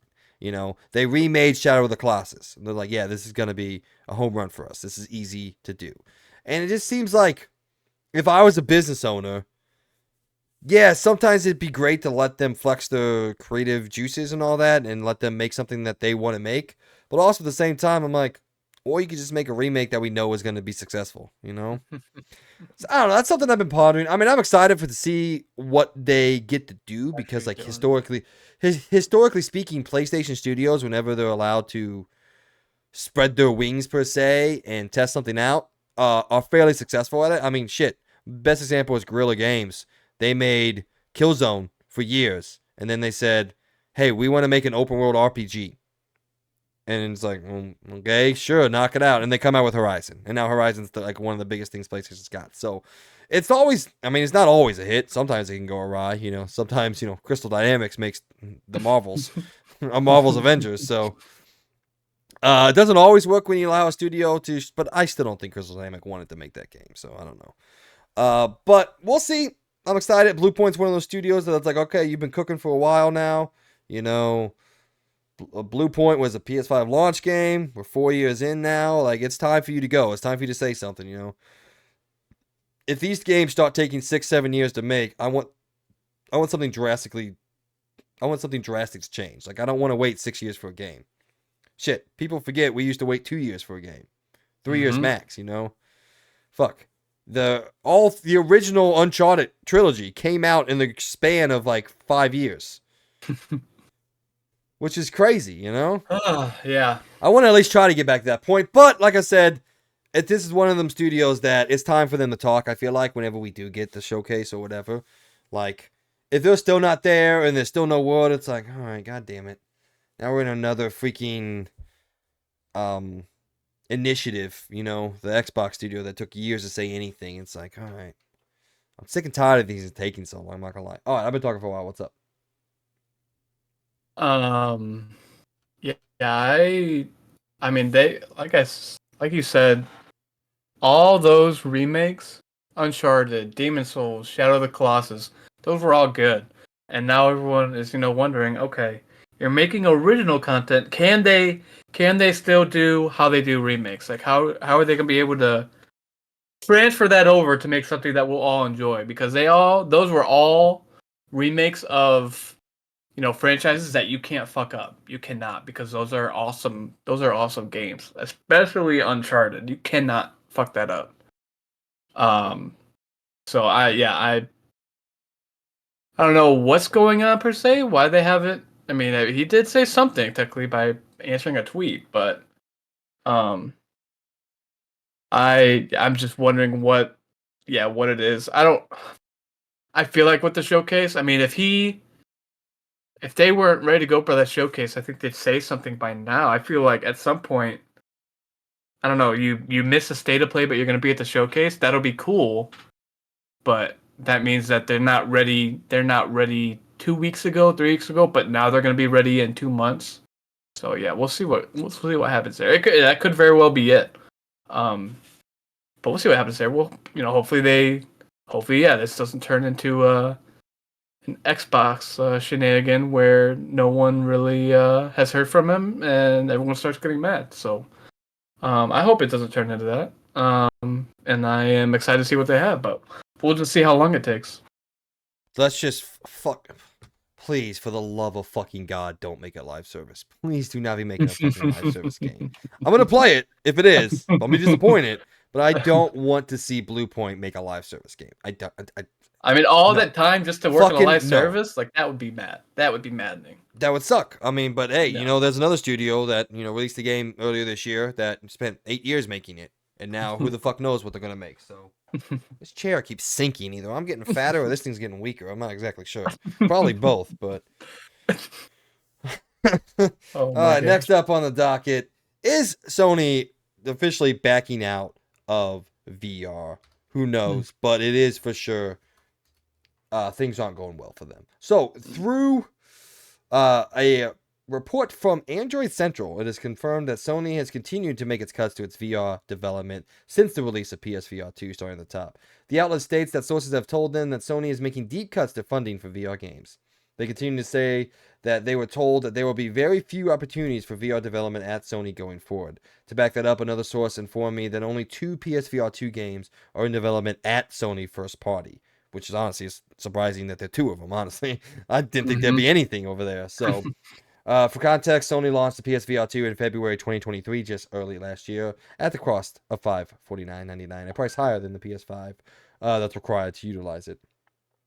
So since then, there have been varying reports of the state of the headset, including a complete pause on production due to sales, one simple search on any forum, yada, yada, yada. The thing's not doing well. And it says, Insider Gaming reached out to Sony for comment, and as of now, they have not received back. They're not going to say anything back to you guys, sorry. So the thing is not going well.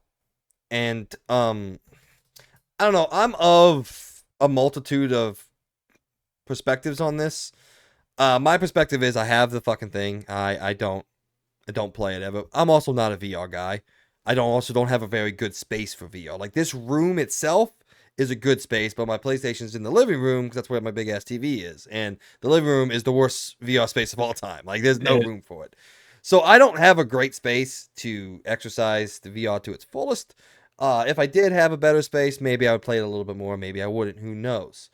I will say, I think this thing's getting hit pretty fucking hard because we just got a report a little bit ago that MetaQuest 3 is losing Facebook tons of money, like billions and billions of dollars. And that's a financial report. That's not an arguable fact. So I just think VR is just it's not super popular, and that's not even a controversial statement. Like, I'm not saying it's bad. I'm not saying it's not the future. I'm not saying anything of the sorts and anything of the such. Sorry, I'm just saying that right now VR is not a successful business opportunity, and for a company like PlayStation and like Sony, who don't have as wide of margins as some of these other big companies, they definitely don't have as wide as margins as Xbox and Microsoft or Meta and Facebook. Like, Meta can eat billions of dollars if they really want to stay in the space and wait till it turns a corner and wait till it Same thing. becomes something. I mean, Apple's into it now, Apple, so yeah, exactly. yeah. Apple. I mean, So they can lose the money on it, but God, they're charging out the ass for theirs as well. But they yeah, know I people mean, will buy it, but it's okay if they don't. Quest is They losing won't money. hurt. Said Quest is, I forgot what the exact number was, but I mean, Meta is losing. How much money has Meta lost on Yeah. Quest? PlayStation doesn't have the Uh ability to lose money that Apple does. Apple is just such a bigger company that so they're okay if they eat the. so Meta Reality Labs, the division that runs Oculus, has reported a $4.65 billion loss. Yeah. So they're Yeah. Like losing $4 billion. PlayStation PlayStation could can't lose not $4 eat billion that. dollars. They Yeah, can't eat that. yeah. Meta can eat a $4 billion loss and be like, ah, that sucks, but That's we see that's fine. we see where this is going. We see what's happened. So we're gonna stay in it. PlayStation can't do that, and maybe that's their mistake for trying to get into it. They didn't see the writing that was on the wall. Even though I do think they were kind of tricked with how successful the first PSVR was. That was way more successful than I think anybody ever really predicted. I think the last numbers we got were like 10 million units, which is wild to think that thing sold 10 million units. So they saw that as success. So they're like, fuck it, why not make another one? And they went with a very powerful piece of machinery. Most people still believe, for the money that you spend, even including the price of a PS5, it is pound for pound the most powerful VR system out there. That doesn't really hold weight because you have to have like 3 different things to be able to play the fucking thing. So, but I don't know. I just want to push back and say, like, I don't know if Sony is unsuccessful in VR as much as VR isn't a successful way to go about doing things yet. Mm-hmm.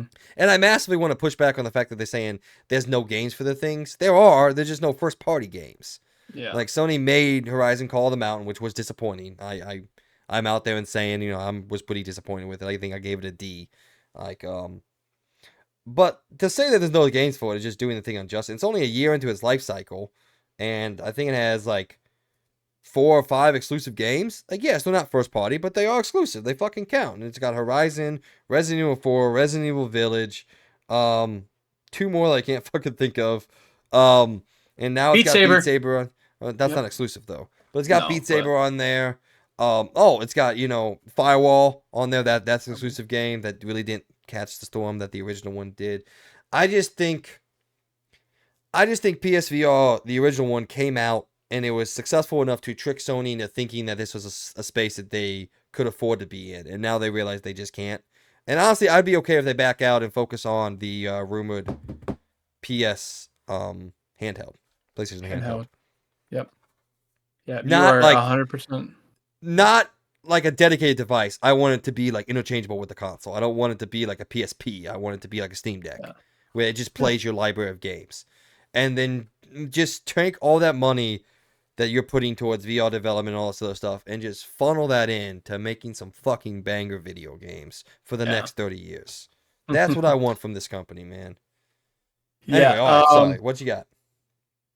I mean, yeah, I kind of go off of like, my thing is like look at what Apple is doing now.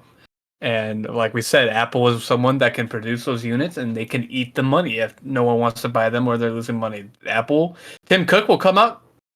Tim Cook? Is it Tim Cook? I don't remember and I don't even care at this point.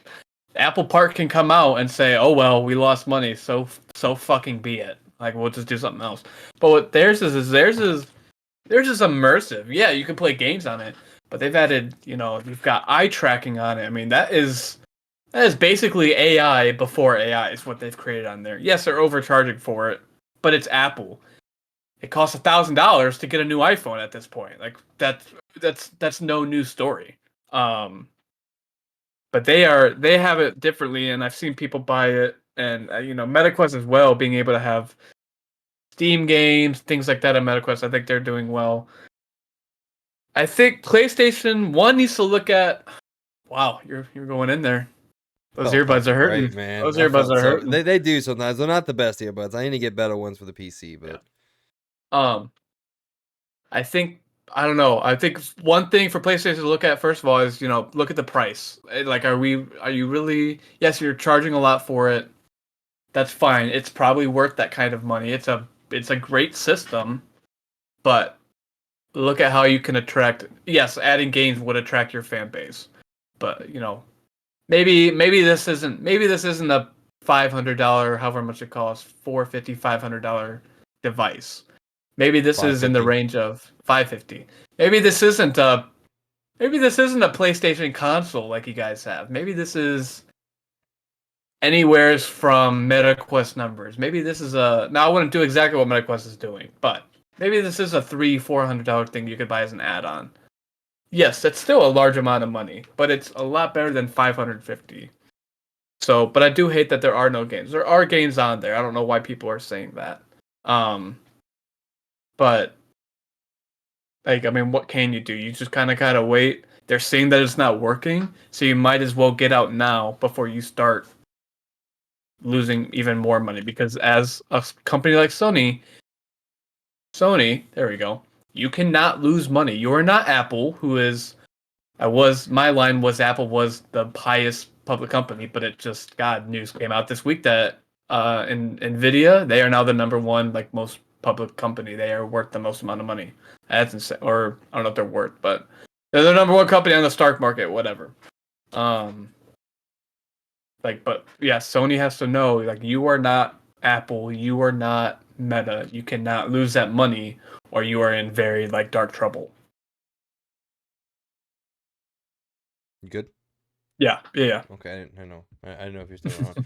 Yeah, I mean, I just think it's just like again, I'm not talking about the quality of VR or if it's going to be successful or anything like that. I just think right now, 2024, it's not successful enough, and it's definitely not successful enough to have as many hardware development units that we have. I mean, we got fucking PSVR, we got MetaQuest, you got the Steam one, I forgot what it's called, you got the Vive, you got more VR headsets than you do console manufacturers, which is Mm-hmm. crazy. So, and it is nowhere near, not even close to successful enough to maintain all those. So, like I said, as a pretty diehard PlayStation fan, I want them to bail out and I want them to focus on Mm-hmm. what makes them successful.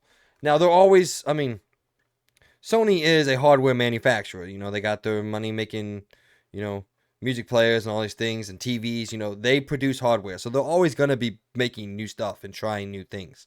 And I think Mm-hmm. VR was a thing they tried. They were successful for one generation and very unsuccessful for the next. And now it's time to just get the fuck out. Just bounce out and Yep. try something else, Yeah. It's Stick your head into the high-powered handheld market that Yep. we have right now. Or I don't know, go make something different that we don't know. I don't know what the hell you could make, but I also know one thing that they are pretty much giving up is because they announced the PC adapter, which by the way isn't even that good of a piece of tech. It's like misses half the features and takes like 12 cables to get running. But I know Sony fairly well. I know PlayStation fairly well. They would not make that adapter if they were still convinced and committed to the thing being successful. Because guess what? They make that adapter. You can buy games on Steam. They don't see a single dollar from any of those games.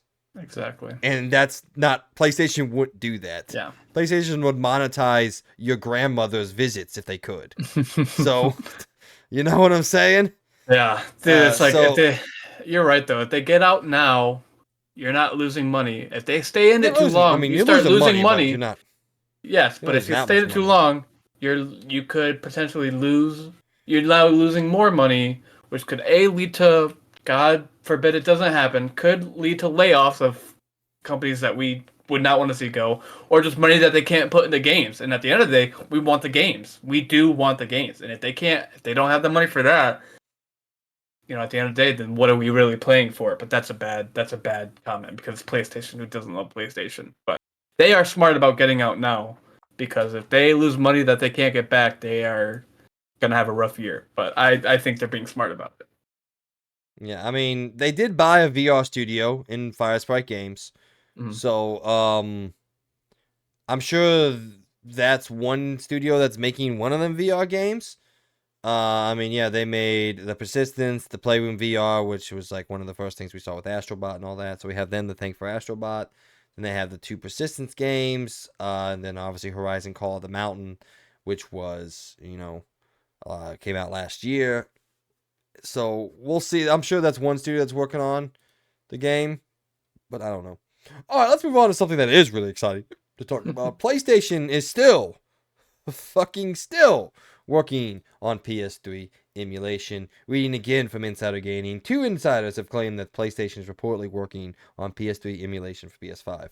According to Xbox Era's Nick Baker and Giant Bomb's Jeff Grubb, who have both claimed that the PlayStation is working on PS3 emulation for the PS5. The first report of the rumor came from Nick Bauer over at Xbox Era, who claimed that Sony is working on select PS3 backwards compatibility. Unfortunately, Baker doesn't provide any other details and has covered all his bases by using certain terms as select, which could mean one game or all of them. However, Giant Bomb's Jeff Grubb took to his podcast earlier this month, I think, and gave us further clarification. He said, "It's something I've heard has been in the works for quite some time. I thought it was going to get revealed earlier this year when I first heard about it, but that clearly didn't happen. That doesn't mean it will never happen. Maybe it does." And that's where he ended his comment right there. He goes, "Unfortunately, Jeff Grubb's input is also pretty vague and doesn't necessarily confirm that this could or ever be released, but as always, with smoke, there's fire." I will tell you and you can come hunt me down, a definitive yes. Eventually, this will happen because one reason and one reason only. They have PS3 streaming on PlayStation Plus, right? Mhm. What did they have to allow that PS3 streaming? They have to have PS3 server farms.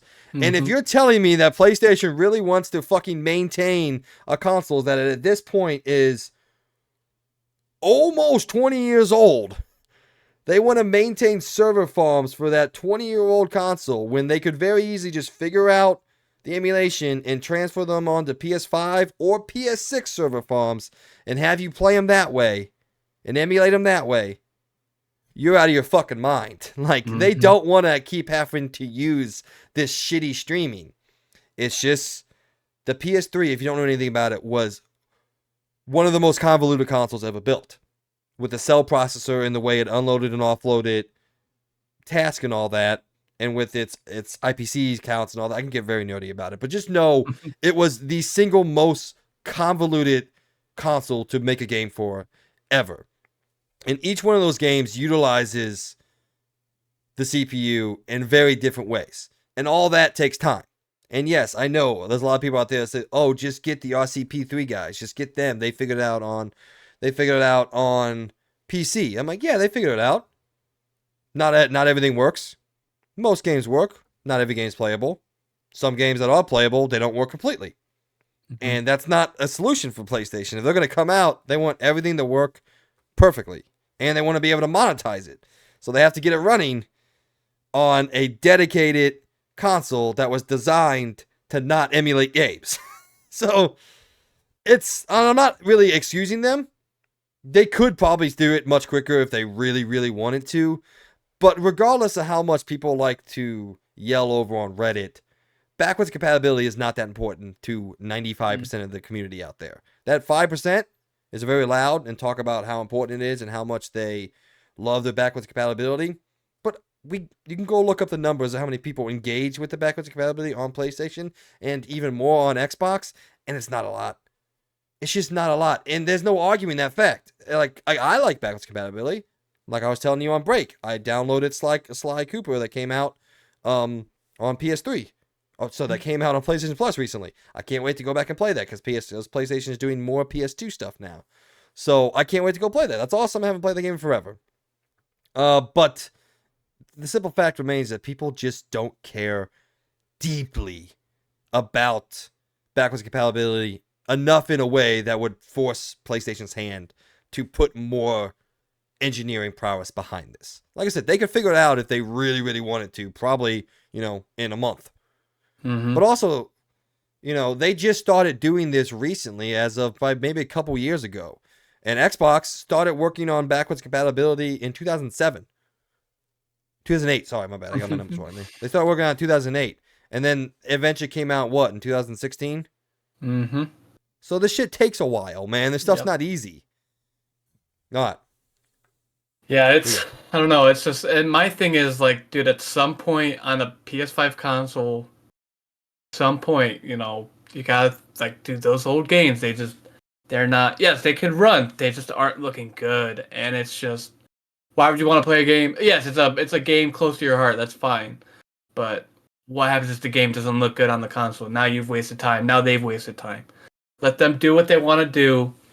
All I ask is bring us the titles that we love. I don't want some random title that you added on the PS3 and that. I want the titles that we loved playing on PS3. I want them to be able to play, not obviously PS5 able, you know, like I don't expect it to run well. But if you're telling me I get to play a PS3 title on the PS5 and it runs fine and it looks okay, I'm okay with that. I don't want to play some unknown titles. So I just want the titles that I know of and love dear to my heart.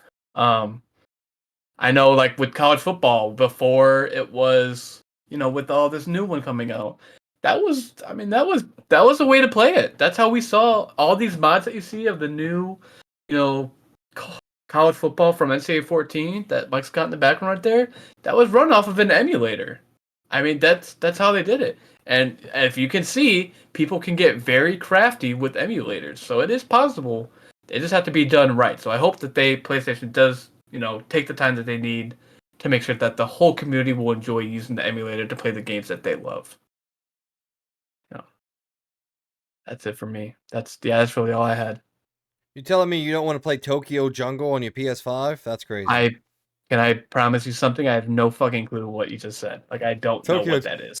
Tokyo Jungle is a pretty okay game. I was looking at obscure hidden PS3 games while you were talking, so I was just trying to find the funniest one. All right, but yes, I mean, shit, I want this desperately because there are certain games that are trapped on the PS3 and you can't play them anywhere because it's so fucking convoluted of a console. Like Metal Gear Solid 4 is a brilliant game. I would love to replay that in modern times. The only way to do it is to go get the PS3 that is, oh, it's over there.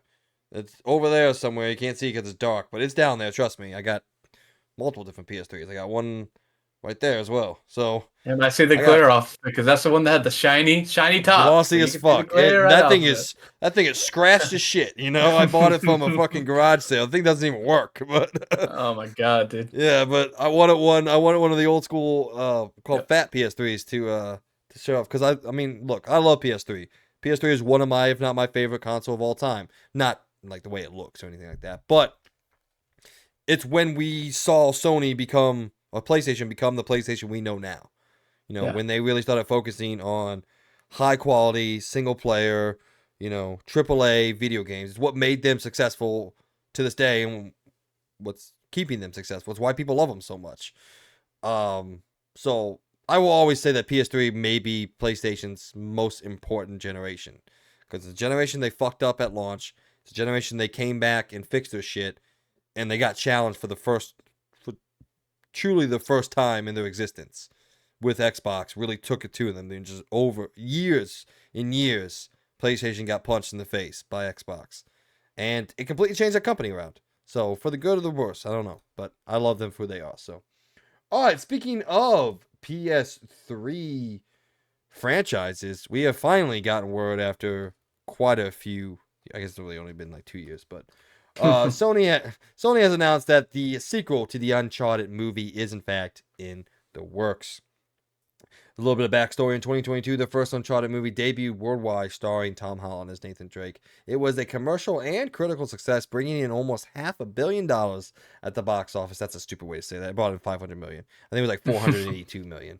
The way they said that was crazy. Just throw that $1 billion in there, huh? And obviously setting up a surefire series of movies to follow, if the closing scenes are anything to go by also. Recently, Sony confirmed that a second movie is in the works, once again starring Tom Holland as Nathan Drake and Mark Wahlberg as Sully. So that's really all we got. So there's no real information. But, you know, in movie timeline, we could probably legitimately see this in, 2026 at the earliest? Yeah. You know, takes a couple years to make a movie, you know? It depends. It depends on. They finally said it's in the works. Depends on how far along they are. I don't think they're to the. I don't know if they're to the shooting just yet, but yeah, I think that sounds like a good timeline. I don't. How long? Do you remember how long the first one took? If it came out 20, when did they start? Okay, well, do you want When did it the first get announced? When did it first get announced that they do were you, making it? Was it do you want 2018? do you want the movie in its version that it came out in, or when it first started being shopped around Hollywood? Because when it first started being shopped around Hollywood, it was like 2012. So, Oh my god! but It took the that long to get it version, up and going. well, it went through 3 different iterations and like 4 different directors Oh, before it finally of course. got what I mean. The original man to play Nathan Drake was Mark Wahlberg, and then by the time they made the He just movie, old. He just he was aged too so old to play. well. He was He aged that's a so fucking much. Like, well, mistake. we can't do this anymore. Yeah, he was too old to play the character, So so hey, then they had him play buddy, the we old want you guy. to be in the movie still, but you're gonna play the older guy now. We're gonna get someone else to play the Yeah, that's like the Nathan. funniest thing of all time. Like he was the original guy tapped to play Nathan Drake, and then by the time they made the movie, he was too old to play Nathan Drake. But no, this is awesome, man. Like, look, I've been saying it since the beginning. I've been one of the few people saying it over and over again. Like, regardless of how much quality these adaptations have, it doesn't affect the games themselves. It does nothing but good things for the game, which in turns does nothing but good things for the industry of video games. You know, even the shitty Halo TV show. You think Xbox hasn't seen an increase in Halo sales since that show came out? Especially since the season 2 came out, regardless of the fact that it fucking sucks. But, you know, that things just they work. I mean, look at Fallout. The Fallout games were in the shitter, and now all of a sudden people are like, "Oh yeah, Fallout 76 isn't too bad, is it?" I'm like, "What? When?" The Last of Us saw a huge increase in game sales. Uncharted saw a bump in game sales. Fuck, Twisted Metal was successful. If PlayStation and Sony can pull off a Twisted Metal TV show, the cards are on the table. I don't know what the fuck they could Yeah, fail at, honestly. I mean the other one. I mean Gran Turismo. I don't think it was a big jump, but they saw. I think it was like 50%. They saw more people playing after Oh, Gran their Turismo was movie fucking came out. awesome, dude. And Gran Turismo is an Yeah, awesome movie, you know? so it's a And good. I So it's a remember when good that show. Yeah. I remember when that first got announced. Logan, and I sat on this podcast a while back and laughed their fucking face. Like, they're gonna make a Gran Turismo movie. What are you gonna do? And then it comes out. I was like, that's pretty fucking good. Okay. Not gonna lie. Okay. PlayStation Yeah, Studios. I guess you fair had something enough. going on. It's something Oh, going oh, on. oh, oh, PlayStation Productions, not PlayStation Productions. Studios. Yep. Yep. Yeah, Yep. yeah, yeah, yeah. Different company. But Forgot I about mean, that. so like I've said, I'm all in on these until we get a string of them failing, which I don't really think because people are finally taking these things seriously. Like the reason video game adaptations sucked for so long is because no one really took them seriously too much. I mean, fuck, look at some of the old Mario stuff. Those were definitely not serious movies. Nowadays, video games are as successful as they are. There's as many people playing video games as they are, so people are like, no, let's do this right. People who aren't called Halo producers, but uh, most things are like, yo, let's do this right. So anyway, this is awesome. I can't wait. I'll be there opening weekend probably. I love these two together. I love this franchise. I love this property. I pretty much love everything about this, regardless of how good or bad it actually ends up being. But Yeah. I mean, if you talk about the success of them, one example is The Last of Us. They did the Are the awards out now, or did they actually? The the amount. I mean, you Emmys, can look it up. The amount. Yeah, the Emmys. Did they already do that this year? Was that already happened? I don't know. I don't remember when it was. They were, dude. They were up for so many Emmy awards. I mean, they did it perfectly. Like they well, didn't do a I thing. don't think They didn't so, do a but thing wrong. No, with The Last of Us. the TV show, I think there was quite a few Yeah. missteps they had as Oh, a fan. But I I mean, mean, good enough that the they got general a bunch public of loved it, awards. so But yeah, yeah. exactly. So they Well, I obviously know what mean, to do now. But season 8 of Game of Thrones got a lot of awards, and I think that thing's a fucking shit show. yeah. So So who knows? But it just shows the success that is possible, especially now with you're hitting it with the back when you were making movies like you said with Mario. I mean, dude, the streaming industry has changed. So now they have all that to work with. You can have it on exclusive if you want, or you can bring it out on.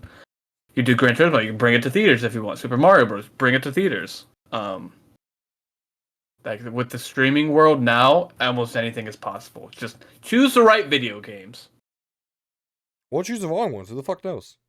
They Exactly. I chose mean, Twisted hey, Metal. yeah, and they did something. So, Yeah, they figured it out. mhm. So, all right, look forward to that in a couple years. I will be there with everybody else cheering on Tom Holland and Mark Wahlberg. All right, next up, PlayStation Rewards. If you don't know what this is, I don't blame you. But it was PlayStation's credit card thing that they introduced back in 2017. It's going away. It's going no more. Reading from, what's this? GameStop? Yeah, GameSpot. Sony has revealed that it will be ending the Sony Rewards program offered through its Sony and PlayStation branded credit cards at the end of 2024. In an updated FAQ page, the Sony Rewards website and mobile application will shut down on December 31st, 2024. Users have until then to redeem any points and access their account, as well as submit any bonus points and purchase credit request forms through the app. However, after July 31st, users will no longer be able to mail in physical bonus points, yada, yada, yada. The rewards program isn't to be confused with the PlayStation Stars program, which is PlayStation's loyalty and digital collectors program, which currently is also fucked at the same time. Who the hell knows that? I'm not happy about it, but I can't. I'm not an engineer, so. And that's all we got. So yeah, PlayStation Rewards is going away. I do have a funny story about this, but I don't actually know why. This seems like something that they really didn't have to put much effort into. But anyway, I was sitting there. Clayton and I recently went out to Nashville and just spent a 2 days, 1 night there, just hanging out away from the home. And we were sitting at TGI Fridays in the Grand Ole Opry Mall out there in Nashville, Tennessee, right? And I was talking about how, like, I think I'm going to need another credit card, like a specialized credit card for, like, one thing that I do. And she's like, okay, what? I'm like, well, I'm going to get a PlayStation card, obviously. She's like, okay, that makes a lot of sense. You buy a lot of PlayStation stuff. It'd be great. I'm like, cool. And I looked it up. And I went on to the updated FAQ page, and it said, rewards will shut down December 31st, 2024. I'm like, well, I'm not getting that no more. So, Well, let's start brainstorming again. yeah, let's try again next time. So, I'm not getting that. But anyway, that's my funny story. I don't really care that much, honestly. I think it's weird that they're shutting it down. I don't really know why they would. Like, this can't have been like a big hullabaloo. Like, it's not hard to keep running. So, I don't know. Maybe it was. Maybe the way they had it set up was like they had like a team of like 30 people trying to deal with this, and they were just like, we don't need this anymore. Who knows? But it'll be no more. Hopefully they come out with something else, because I think it's pretty cool for them to do something like this. But I guess it's done and over with now. So Yeah, I think the one thing why I included it was a lot of people were scared this was PlayStation Stars. Like if this is going out, Stars is next, because Stars is it's just obviously really down bad. for Stars for maintenance, and no one knows what's going on with it. But I Been don't. down for People maintenance think for a like while.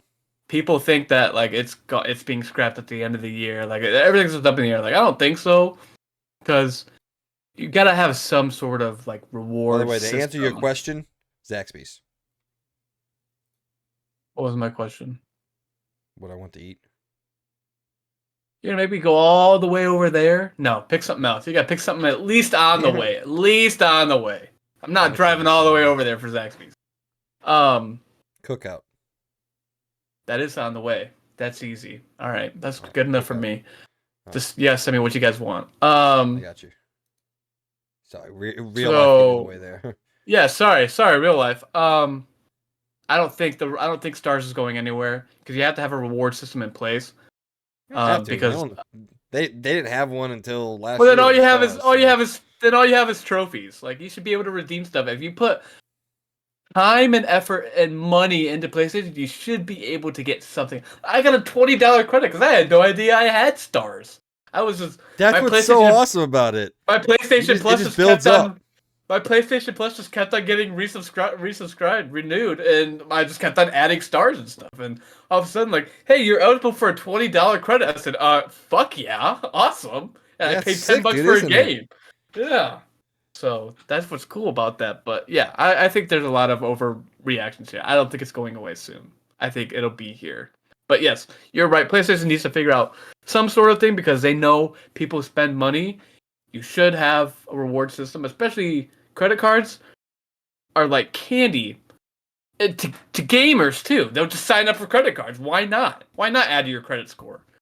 So that is the way to go. But yeah, maybe they looked at it and they realized they weren't doing it right. So they want to readjust and rethink. So, I'm why are you looking back and forth? What are you doing? I'm going back and forth between a super dark website and a very, very bright website. So I'm just seeing how much my ring light adjusts for it. Not at all, but it's fine. All right.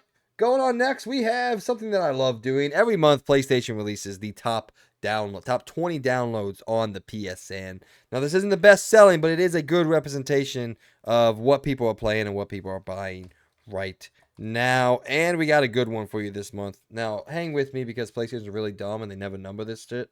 So I got to remember the numbers and I get lost every time I do this. So, and number one, the most downloaded game in May 2024 was Xbox's Sea of Thieves. Congratulations out there. Next up is Madden NFL 24, followed by Call of Duty Modern Warfare 3. Then at number 4, Helldivers 2 hanging in there. Grand Theft Auto 5, 11 years later, still at number 5. NBA 2K24, 6, MLB The Show 24/7. Stellar Blade 8, Fallout 4, number 9. Who's Your Daddy? 10. Tom Clancy's Rainbow Six. I don't know the answer to that question, by the way. Tom Clancy's Rainbow Six Siege 11. Grounded 12. Another Crab's Treasure 13. Marvel Spider-Man 2 14. NBA NHL NHL, there we go. 15. Killer Clowns from Outer Space the Game 16. Rise of the Ronin 17. Assassin's Creed Mirage 18. WWE 2K24 19. And Elden Ring rounds out the top 20. I'm sure Elden Ring will be a little higher next month. So it probably yes. And then on PS4, the top 5 goes Minecraft at 1, Red Dead Redemption 2 at 2, Fallout 4 at 3, Call of Duty Black Ops 3 at 4, and A Way Out at 5. That's fucking random. Why the fuck is A Way Out up there? I have no idea. I don't know what's insane. going on. But anyway, I want to focus on the fact that what the hell's his name? The CEO of Microsoft. Phil Spencer. No, that's CEO of Microsoft, sorry. Satya Nadella. It's a dude, by the way. He is grinning from fucking ear to ear, man. And like I said, it was weird. Satya, he put out a tweet. And he was like, oh, look at us. We have the best-selling game on PlayStation. And it's like, okay. Cool. Like, that's awesome. What are you bragging for? Like, that's cool and all. You're not seeing any of that. Well, you are in a way, but not really seeing any of that. And I'm going to say something that's controversial shit, and it's going to make me seem like a pony, which I try to tell people that I want Xbox to be as successful as they possibly can be. But here's the thing. Xbox has taught their community to not buy games. They've taught the community to wait for Game Pass or to get it on Game Pass or whatever. How many times have we heard, that looks cool, I'm going to wait till it's on Game Pass or get it on Game Pass or whatever. Xbox has trained and conditioned their community to not purchase video games. Mm-hmm. PlayStation has trained the exact opposite. They said, look, I don't care what happens. We are not putting these games on PlayStation Plus day one ever. You want the game at launch, you fucking buy the game. And I love that, by the way. I love paying for my games. I love supporting the developers with my money. I will always love doing that, regardless of what the internet says. But PlayStation gamers buy video games. It's the cold hard facts. Like, we spend a lot of money on a fucking console. So it's no surprise to me that 2 out of the top 20 are Xbox games. And I believe when Hi-Fi Rush was out here, it was in the top 10 as well. So the more games you bring to PlayStation, the more... Andrew, can you imagine how much fucking money they would make if they brought the Master Chief Collection to PlayStation? They would. My God. Yeah. Yeah. They would. Dude. That would go. Oh my God. I was happy when it came to Game Pass, dude. Like, PlayStation would. It would soar. It would soar. PlayStation would make 30% off everything. So. But the amount of downloads and popularity would soar on PlayStation. Oh my God. I love it. That would fucking kill. But also, by the way, the moment that Halo appears on PlayStation, it's all over. It's over. You're talking about your most genuine exclusive your game going to PlayStation. You've hit a bad turn. Yeah, there's no way back.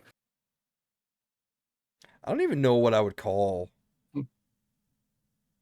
like the genuine built from the ground up Xbox franchise. Game Pass. Game Pass. I mean, that's really what it would be at that point. Because Gears is third party exclusive. Gears is Mm-hmm. owned by Epic. Now it's X. I mean, Gears of War is Xbox. They own the name, just like PlayStation owns multiple names. But like, it was made by Epic, third party at the first. Now it's made by the Coalition. So that is thing. Halo was being originally built for Macintosh. Before Microsoft bought them out a year before the game came out. So I don't even know. Forza's 100% Xbox. They made that studio and everything. So Forza is Xbox. So you heard it here, folks. But no, all jokes aside, I think this is awesome. I think this is a preview of things to come. I think Xbox has made the decision that, look, man, if we want to make $70 billion back, we have to put these games as many places as we can. Because the cold hard fact is, in Xbox's financials, if it wasn't for the Activision purchase, they would have shown a year-to-year loss. Yeah. So they're not making more money. The only reason they showed a net positive is because of the influx of Activision money and their profits that they made for last year. If it wasn't for that, Xbox would have been at a loss this year. Mm-hmm. And when you just paid $70 billion, I don't think your parent company wants you to show a year-over-year loss. I don't think that's something that they're pretty happy about over there. So, nope, not at all. Sorry, Xbox not fans. You better batten down the hatchets because things are gonna be moving over to your least favorite consoles. Now, I'm not saying everything's gonna be coming over immediately. In fact, it'd actually be really smart for Microsoft to like sprinkle these things out. Like, hey, 2024, you're getting Halo 1. 2025, Halo 2. 2023, Halo 3. And now you have this. Are we going back in time? Sorry, 2026, my bad. And now you have this whole other fucking release cycle, which you don't have to do anything really. Just get the game, just get a port ready. That's all you got to do. And you have a fan base who would be fucking ravenous for these games to come out. Mm-hmm. The moment Halo 1 is playable on PlayStation, I'm just fucking playing it all nighter, dude. Which, by the way, I love Halo. I love the original trilogy. Dude. Oh yeah, But I mean, dude, I'm playing that with you. We're playing co-op. We're doing everything, dude. I'm going straight 2001 in 2024, 2025 whenever this thing comes out. And Xbox knows it. They have the easiest win of all time with that. They just got to pull the trigger. They got to want to pull. But they know the moment that they announce that Halo is coming to PlayStation, fucking World War III. The entire thing blows up, dude. Xbox fans are crying in the corner of their game rooms, dude. Just at least we still have tears. At least we still have Game Pass. Cool. Don't care. Geek Game Pass. So, all right, man. But congratulations, Sea of Thieves. I've thought about giving it a shot. I'm probably not going to, but I've thought about it. So it's really. I mean, I tried to do it with like my other group of friends, and I couldn't get into it. I don't know. It just didn't look like something fun I would play. Yeah, well, you don't like X-Defiant, so yeah, like games where my teammates have to rely on me. Yeah, I'm out. I'm out, man. You lost me there. You lost the me there. nickname of the worst teammate in FPS history. Yeah, I'm you not lost me fucking there, lying. He is awful. You need something out of me. You're not getting it. It's just not happening. All right. Next up is the next Lord of Fallen games already on its way out. According to a new filing spotted on Bankier.com, the fuck that is.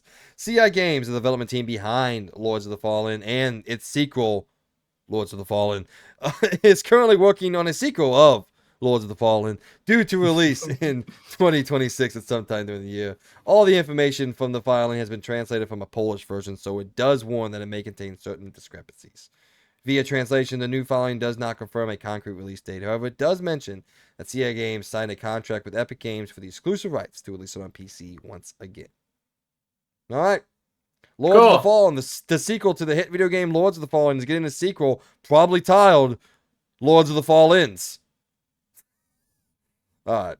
All joking aside, at least the original. This one kind of took me by surprise because that game wasn't received that well, if I remember. Yeah.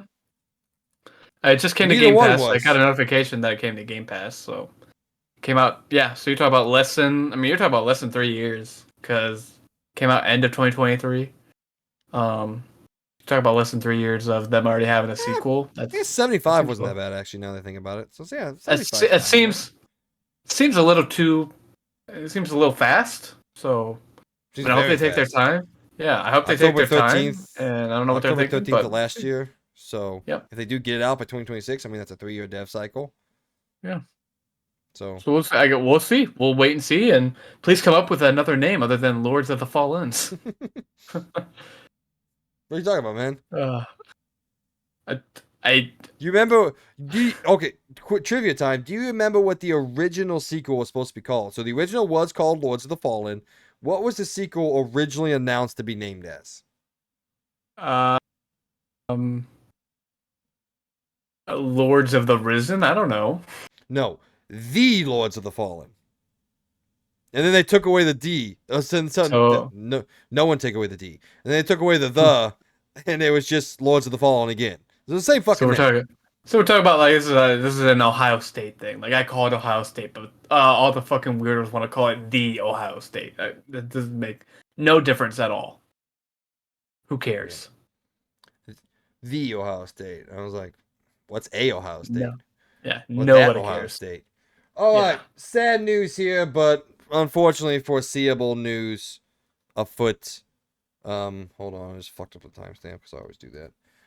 The developer behind the Alone in the Dark released earlier this year, Pieces Interactive, has announced that they will in fact be closing their doors effective immediately.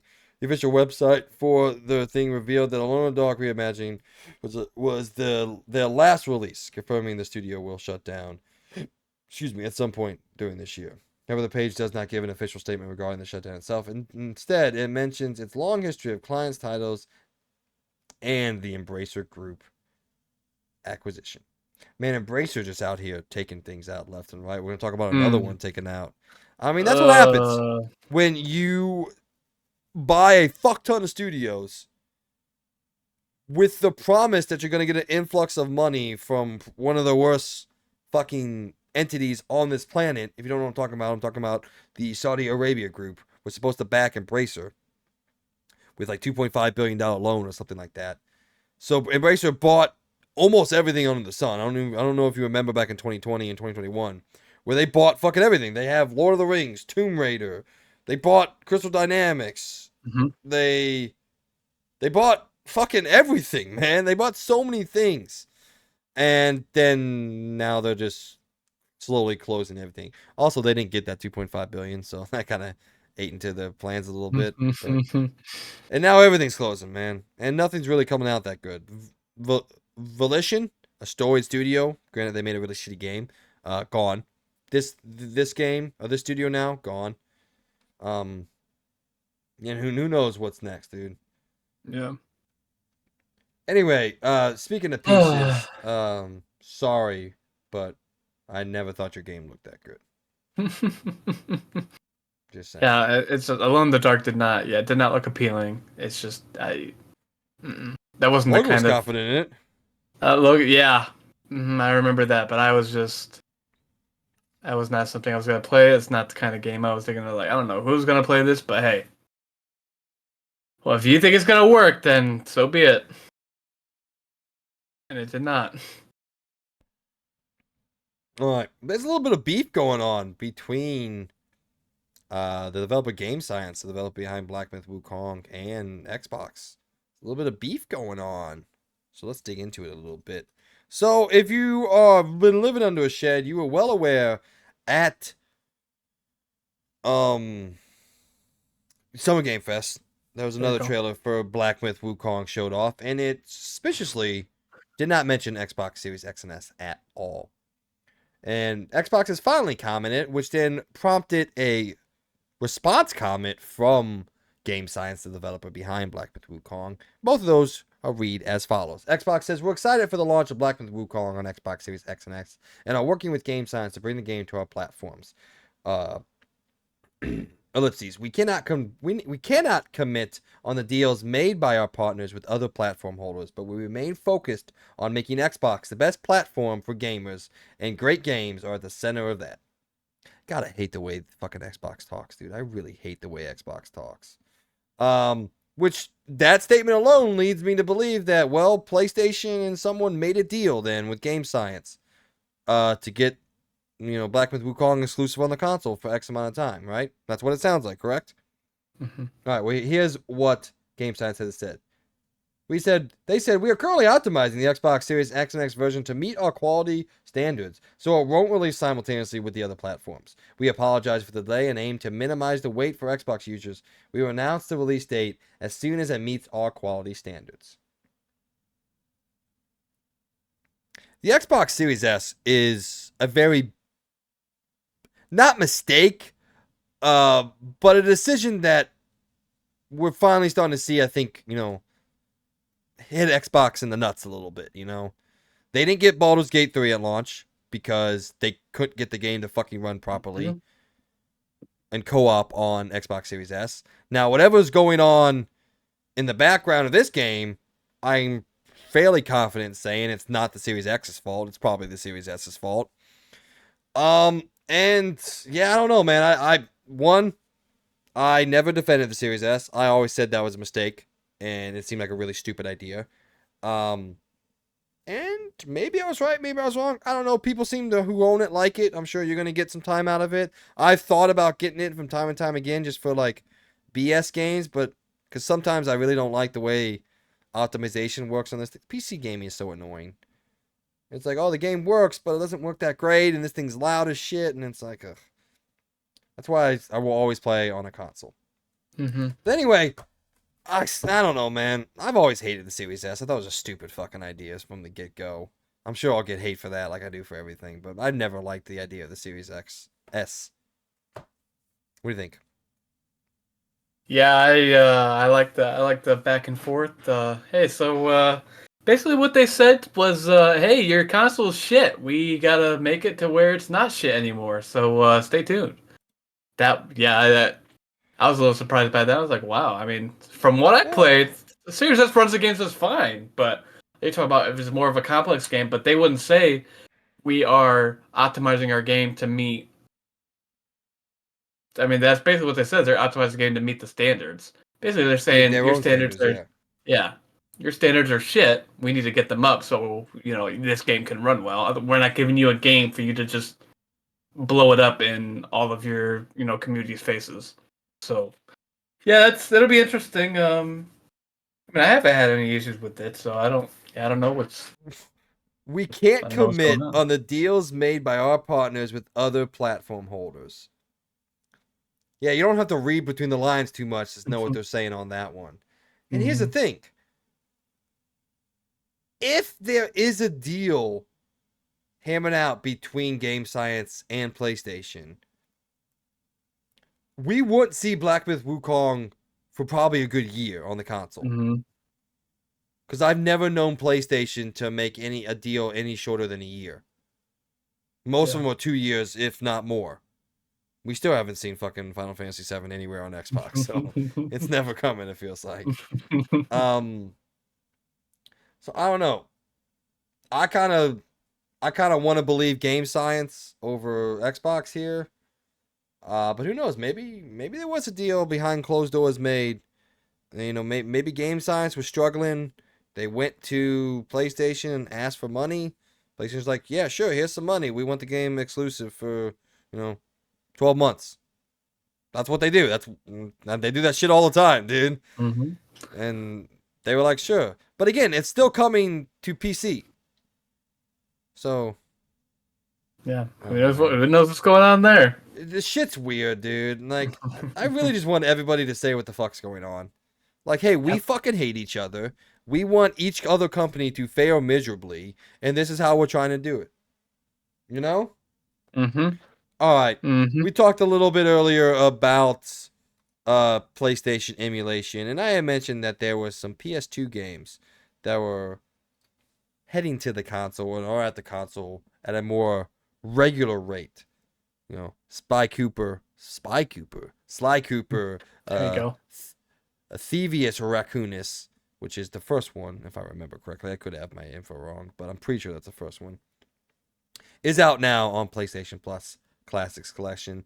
There are a couple other ones. Let's see. PS2 Classic Collection, PS5. The Clone Wars. They're one of Yeah, them. yeah. PlayStation, Star Wars, The Clone Wars. Yep. There, what I'm saying, there's more coming from. But Yep. yeah, here we go. Hot on the heels of the release of the PS2 games, Tomb Raider Legends, Star Wars: The Clone Wars, and Sly Cooper, the Thievius Raccoonus, via the PlayStation Plus catalog, comes word of the next potential addition to the list, and it is the much beloved Free Radical Design developed Time Splitters. And I swear to fucking God, if Time Splitters Future Perfect comes to PlayStation, I'm playing it day one. I fucking love Time Splitters, dude. You know? Mm-hmm. So yeah, that's pretty much the biggest rumor. You know, not too much to go into it. Yeah, You it's don't know good to what see free. that they're bringing Right. those original ones back, the ones that people love. So they're just, you know, you got to start small to see how it goes. But I mean, as of right now, those are big titles that I've read so far that are already out. They know what to do. They know to start strong, see how it does, and then figure out what else they can do. So God, I would love that. That'd be awesome. All right. Do you really want to talk about this next one? We could do it quick. I mean, hey guys, basically Red Faction, that was a good sequel. Yeah, well, when they fired everyone, that also went along. So, no more Red Faction sequel, unfortunately, even though I guess some people were excited for it. Cool. You're not getting it again. Tough shit. All right, next. No. I'll read into it. There are some Red Faction. I mean, shit, I'm a Red Faction fan. The original ones, Yeah. not like some of the newer ones. But a Red Faction sequel was pitched and approved by Embracer Group before studio closures and job cuts killed the project. That is according to a new report from Rock Paper Shotgun, that claims Embracer canceled a visual prototype for a Red Faction sequel in the year 2023, in the year of our Lord 2023. Developer Fish Labs worked on it internally as Project White, racist, and was working to develop something along the lines of 2019's Red Faction Guerrilla. Racist. The Jesus. pitch, the pitch involved the aforementioned visual prototype to show to direct partner Plarion. What the fuck? I don't know what some of this shit is, dude. According to a report, the game was pitched several times to X Company, with an elaborate one happening in November 2023. That pitch, RPS says, also featured cosplay for the executives. Well, this is interesting. That In is, addition to yeah. in addition to screening the fake All trailer, right. team members posed as characters from the game with the Red Faction Resistance Group hacking a presentation given by a sinister corporate agent. According to what RPS was told, reaction to the pitch was positive, with a belief that the game would be greenlit for development. That ultimately, however, did not happen after an internal vote was split 50-50, halting any chance of the game's creation. After the game's cancellation, Fish Labs manager was told to lay off almost everyone not attached to an active game project. And considering the fact that the game did not get approved, there wasn't any active game project in the works. All right, goes on to say there was some plans for a female protagonist. That was yada yada yada. Said 100 years after Gorilla. Anyway, Oh, this no, at doesn't least now happen. we know why it was canceled. That's a crazy thing to say, man. I'm actually gonna need you to step down as the co-host of this podcast. Yeah, okay, buddy. My name's not fucking Doc. Anyways, um, yeah. I mean, I don't. That shit happens. Like, I guess it would have been nice to see the sequel, but I guess, I mean, they really couldn't find someone else to work on it. Oh well. I mean, if it's not gonna work, it's not gonna work. But I thought they would be able to find another. Let's land them off. You could find another company to work on it, but maybe they didn't see the value in it, and want to put forth the expenditures that it would to make it. So who knows? It's okay. We'll be okay. Well, the world will go on without another Red Like I Faction said, sequel. We'll be I'm fine. fucking Bracer Group, man. They Yeah. fucked over half the fucking industry, dude, and it's pissing me off. Yeah. Hope they fucking burn in the eternal files of hell. All right. Back in All right. 2018, the Wow. original Crash Bandicoot collection arrived on the Nintendo Switch in the form of the Insane Trilogy. It seems many years on now, we've gotten a sales update for the global sales across all platforms, including the Switch, and the game has now topped an incredibly impressive 20 Two. million units That would be globally. very impressive. Holy Oh, shit. that'd be insane. The official social account for Crash issued a message to fans thanking everyone for this memorable milestone. It's also resulted in multiple fans requesting even more revivals and new entries in the Crash Bandicoot series. Most recently, Crash fans got the fourth major title, It's About Time, in 2021 and 2020 and 2021. The Crash Bandicoot series is now technically owned by Microsoft after it acquired Activision Blizzard last year. The series obviously first made a name for itself on Sony's PlayStation platform during the 1990s. If you haven't played the original remaster trilogy, be sure to check out our review here on Nintendo Life. Just kidding. I felt it was funny to watch that. But no, dude, fucking, this is awesome. Congratulations to Crash Bandicoot and the team over there at Toys for Bob. I wish we could get a new one, but if you remember the news, everybody's making Call of Duty now. Nobody can make anything, so Nobody can make anything else. Not for a while. But yeah, dude, I remember, dude, I was so excited when they first announced. I was like, oh my god, we're getting it. It's gonna be nice and new. My mom, she was awesome. That was the first time I saw her touch my PlayStation, was to play that game. oh. Um, because that's the first game she remembers all the way back in college on her original PlayStation. That is like one of the first games she played. So she was ecstatic to play. It was awesome to see her playing that game, a game that she loved, and I was excited to play it. You know, I did my run through and then I was done. I mean, it's not a game you need to keep on playing, but it was just nice to play it in Have you my ever years tried that I to got to get do like it. everything, like do like the platinum relic runs and all that? No, Like get all the no, stuff in the game, dude. The no death no. runs, dude. That game is hard. One of the hardest games of all time, dude. That's one of the hardest platinums to ever achieve on PlayStation. It's No so death fucking runs. No difficult. death runs seems impossible. At least the It's way not I play it seems impossible. impossible. It's hard. It's just Yeah. very hard. Well, there's also So my ones where you have to get like every single box, and there's also the time trial runs where you have to beat it, not dying within a certain time frame, which is yeah, crazy. no. The Yeah. game's hard as shit, man. All right, our last news story. Ladies and gentlemen, you remember back in 2016 was the year.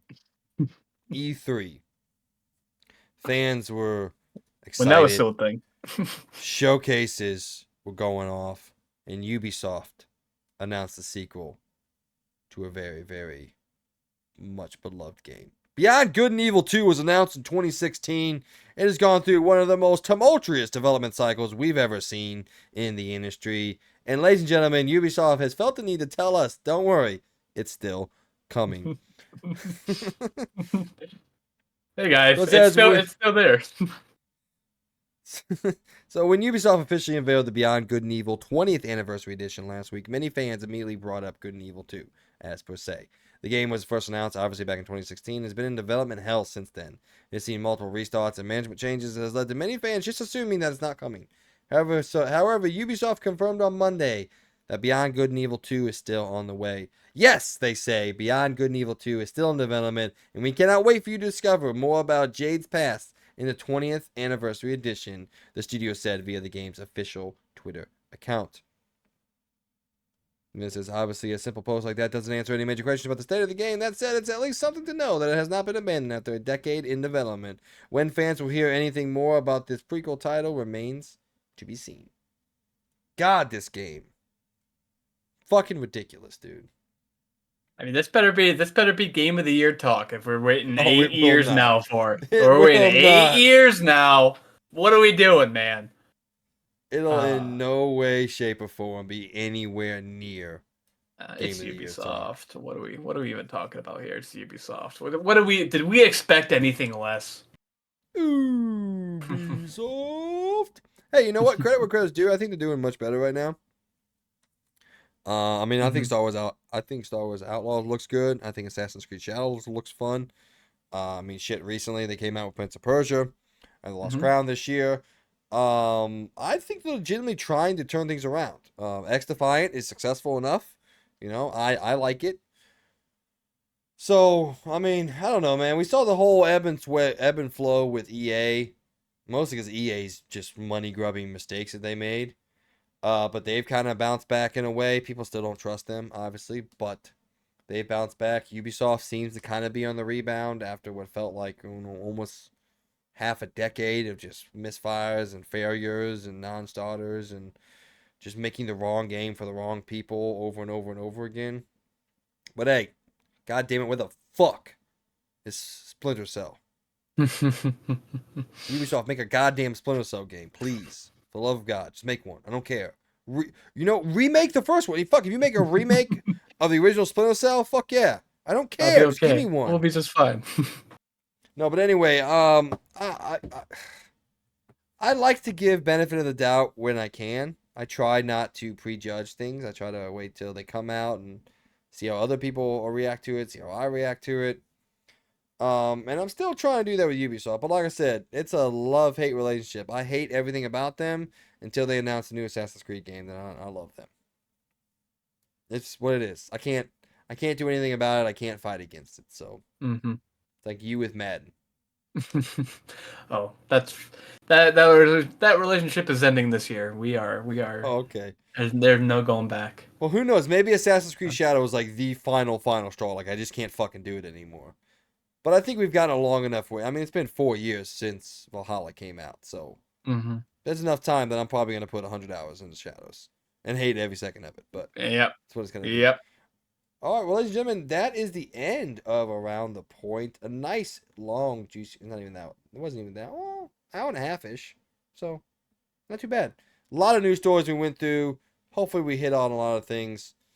We'll try to clean it up a little bit here. Some of these news stories at the end weren't really that anything like that, but we were trying to fill out the show, so we're trying to give you guys a little over a 3-hour show every couple weeks. So, but let us know what you thought. What stories did you like? You know, obviously, PlayStation stories I'm gonna be able to go pretty deep into, so that's why there was a lot of them in there. And frankly, there was just a lot of PlayStation stories. So, let us know what kind of things you want us to talk about. You know, I'm gonna start trying to change up Around the Point a little bit. Maybe throw some reactions to like trailers in here and start doing. Oh, speaking of reactions to trailer, have you seen the Red One trailer? The red what? Red One, ONE. Mm. Don't look at it. I'm gonna show you when you get here. All right. Okay. The wildest fucking thing you've ever seen in your life, dude. You're gonna die for it. Anyway, so we're just trying to maybe start putting more reactions things, and maybe we'll react live to things too, because I have all this set up. I can easily switch to that. So let us know down below some different things if you want to see. We're gonna, try to keep this as fun. It got a little long in the tooth there. That's the only reason why I mentioned it. So, but we're gonna go back to LTR, which if you don't know stands for Let's Talk Reviews. And if you've been a listener of the show for a while now, you used to know Logan and I used to go a little deeper into certain games. We're gonna try to bring that back when it makes sense. So, old format here where we give you we give you a game, we give you a gamut of review scores, and then we talk about what we think about how people talked about it, and if we've got a chance to check it out and what we think about it itself. So up first is Elden Ring Shadow of the Erd Tree, the DLC, coming in at a 94 on OpenCritic and a 95 on Metacritic, making it now officially the highest scored expansion, because it's not technically a DLC, because the highest scored DLC is Oh shit! I remember this. Fuck. Undead Nightmares, Red Dead Redemption. Is it? Okay. Yeah, it's literally at like a 99. It's crazy. Okay. But anyway, so this is now officially the highest scored expansion DLC-ish thing to a game now, surpassing The Witcher 3 Blood and Wine, which there was a cool little exchange on Twitter between the two teams. That was cool to see. Anyway, 94 on OpenCritic, 95 on Metacritic. IGN gave the DLC a 10 out of 10 and said, like the base game did before, Elden Ring Shadow of the Erd Tree raises the bar for single-player DLC expansions. It takes everything that made the base game such a landmark RPG, condenses it into a relatively compact 20 to 25-hour campaign, and provides fantastic new challenges for heavily invested fans to chew on. Screen Rant gave the game a 9 out of 10 and said, if you love Elden Ring, it's hard not to recommend Shadow of the Erd Tree. New NPCs, items, quest lines, enemies, fans of Yarburg, brace yourself. And everything else you expect from a FromSoft expansion are all about to be found here. The $40 price tag seems steep, but feels fair when considering the amount of content on offer. And I know for a fact that, despite the frankly unhealthy number of hours I've put into the game already, There's still a lot more I have not found yet. Shadow of the Other Tree is an excellent expansion of Elden Ring's world. Just turn off ray tracing before hopping in. Push Square gave the game an 8 out of 10 and said Shadow of the Earth Tree delivers much of the same style of content you loved 2 years ago, rather than introducing new ways to engage in it. That's enough to consider it a fantastic expansion, though it's hard not to feel like you're just going through the motions again. With a new land to explore, a fresh set of bosses to fight, and extra lore to consume, it's so much more Elden Ring. That was a weird. It's so much more Elden Ring. That's a Yeah. stupid way to say that, but I'm not a writer, I guess. So yeah, man. I mean, we knew this was coming. Could have called this from a fucking 3 football fields away. You know, like yeah, Hmm. Shadow of the Earth Tree is going to be a massive success. I've seen a couple videos. People seem to be really enjoying it. It's interesting that Hmm. it's much more linear than Elden Ring. It's very much old school Souls games where it is a pretty linear. You know, it's trying to tell a story more than other FromSoft stuff is. So I thought that was really interesting. It was actually really intriguing to me in a little bit. So I'm not gonna say I'm gonna play Elden Ring. Just hold the phone. Don't get Logan's little mini me excited over there. My Logan, not your Logan. Logan's been trying to get me to play Elden Ring for 2 years now. But I'm not gonna say I haven't thought about it. But I got a lot of shit I'm playing right now. So, Uh-huh. all right, what do you think, Hmm. man? I mean, I completely agree with you on that. I have seen, God, it seems like my YouTube. If I go on, I usually have Twitch open. I'm never really watching anything. I just go onto it to see what people are playing. It's been all Elden Ring. My Twitter is filled with Elden Ring. There's everything going on. People love it. They hate it. They want more of it. They don't. I mean, it is. There's a reason why it's one of the best scored expansions. I mean, everyone Not one started of. It playing is it. the best Yeah, scored. yeah. Everyone started playing it last week. They got back in the Elden Ring. They started doing their run through. Some people, gamers, may not be as good as others and may be taking a week just to get through the game. Which hey, there's some people that are like that. I won't say I won't, but I would probably take just as long to get through the game. But if not longer. Um, I have seen um people that I watch have enjoyed it. They've got great things to say about it. Um, I promised myself to play Elden Ring at some point. It's downloaded on the console. I need to find time to play through it, and I can't guarantee that'll even be this year. So at some point, but it's gonna be a little bit. You want to read the next one? Or you want me to keep reading them? um, Can you read it you. that I mean, way? I can't. What do You you want me to mean do it that way? Yeah, just do it. I don't know like what you want me to effectively? do. Oh no, no, I would just Okay. read. Destiny 2: The Final Shape.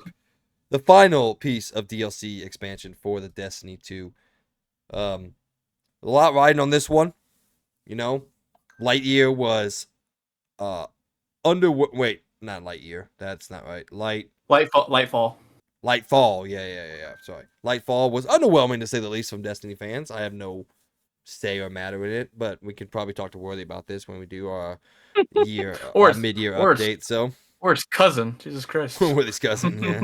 Only 3,000 hours Oh played in the my game, god. something like that. Oh my Anyway, Destiny god, 2: The dude. Final Shape has come in at a rousing success of a 92 on OpenCritic and an 89 on Metacritic. Game Rant gave the game, the expansion a 5 out of 5 and said, excuse me, as the universe celebrates the prevention of its extinction, there is much debate about what awaits the future of Destiny and our Guardians. After all, the universe is a big place, and threats unknown or unresolved are bound to rear their head sooner or later. There might be uncertainty in where the Guardians go from here, but there is also comfort in the certainty that this is not the end, but a new beginning, one where each Guardian makes their own fate.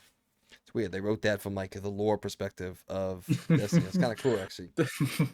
The Hardcore Gamer gave the expansion a 3.5 out of 5 and said it's hard to keep something going for 10 years, especially a live service game. The industry is littered with failed attempts at building 10-year plans.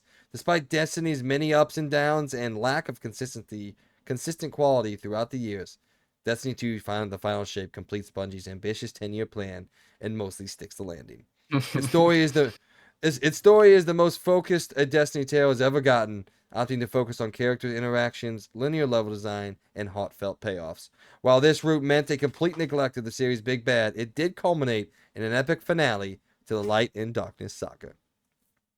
Xbox Era gave the game a 7 out of 10 and said Destiny 2 The Final Shape mixes incredible environmental art, fun gameplay, and a compelling new subclass with a boring story full of predictable cliches. It's not the rebirth of Destiny 2 that some were hoping for, but it's still as fun as ever to play. I read that backwards. It's okay. If you felt burnt out this expansion, it's likely to change that. If you felt burnt out this oh god damn. If you felt burnt out, this expansion isn't likely to change that. There If you we want, go. there was a missing comma there. Sorry. If you want to ignore a disappointing story and enjoy a gorgeous new area to play through with a plethora of fun new toys, then this one is worth checking out once the service issues clear up. If the $50 price tag doesn't scare you off, man, Xbox Era going hard. That seemed like Yeah. not a 7 out of 10. You know, I was reading that. I was like, damn, they hated all this. So, That man was all required right. to do 7 out of 10, but he just spoke his mind. Well, congratulations to the team over there at Bungie. They seem to have bounced back from Lightfall and righted the ship. I'm excited to see what happens next. I mean, we know they're working on Marathon, and there's something else in the works, and then who knows what goes on with Destiny. Maybe they come back in, I don't know, fucking 5 years and said Destiny 3. It seems weird, though, that they're going to leave something that they've been working on for so long just by the wayside, you know? They're just gonna leave it. Yeah, they're just gonna leave it be. Just leave it Hey, be. this is 10 it. Just 10-year game development and just Yep. leave it go, you know? It seems Yep. odd that they're going to do that. But if it is, it appears to, you know, have been a successful send-off. So, despite Xbox Era clearly not liking the game at all. All right, Being forced Nine to write that Souls. review.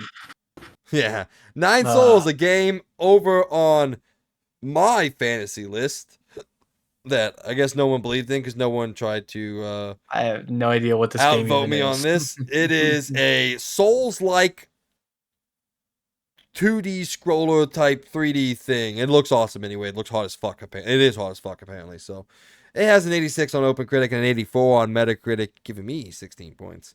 At Games Radar Plus gave the game a 4 out of 5 and said, Nine Souls is an enthralling combat gauntlet with death-defying moves and sleek systems for a rapturous experience. Let down only slightly by its somewhat lackluster pacing and focus and tired, fat-shaming quips. Damn.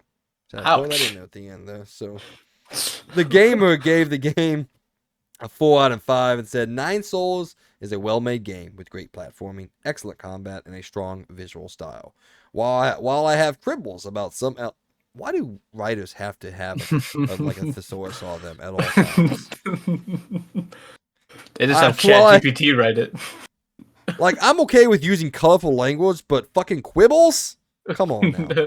While I have quibbles about some elements, it nails the fundamentals. The moment-to-moment gameplay is simply fantastic. It looks great and weaves its cutscenes into the gameplay deftly.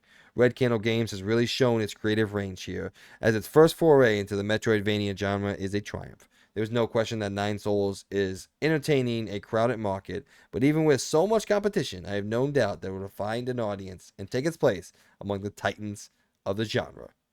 Hashtag quality bears out. Quality bears out. Yeah, no, this was awesome. I kind of saw this one. I spotted it a while ago, and I was waiting to add it on there just to see. I like to sometimes react to people when they add stuff on there, but it seemed like nobody was going to pick this out, so I was running out of time, so I picked it up. Scored good for me. Good spot by me. I'm proud of myself, you know, pat myself on the back. But yeah, what do you think, man? Like I said, like I didn't really know a whole lot about this game. I thought about picking it up just because of what people were saying about it. Like I could score some good points off of it. And then there's this one video I watched that someone was like, "It's just this is going into a genre that's already filled with other games. Like people are just gonna get it and then forget about it, and they're not gonna care." And I listened to him, and I did pick it up.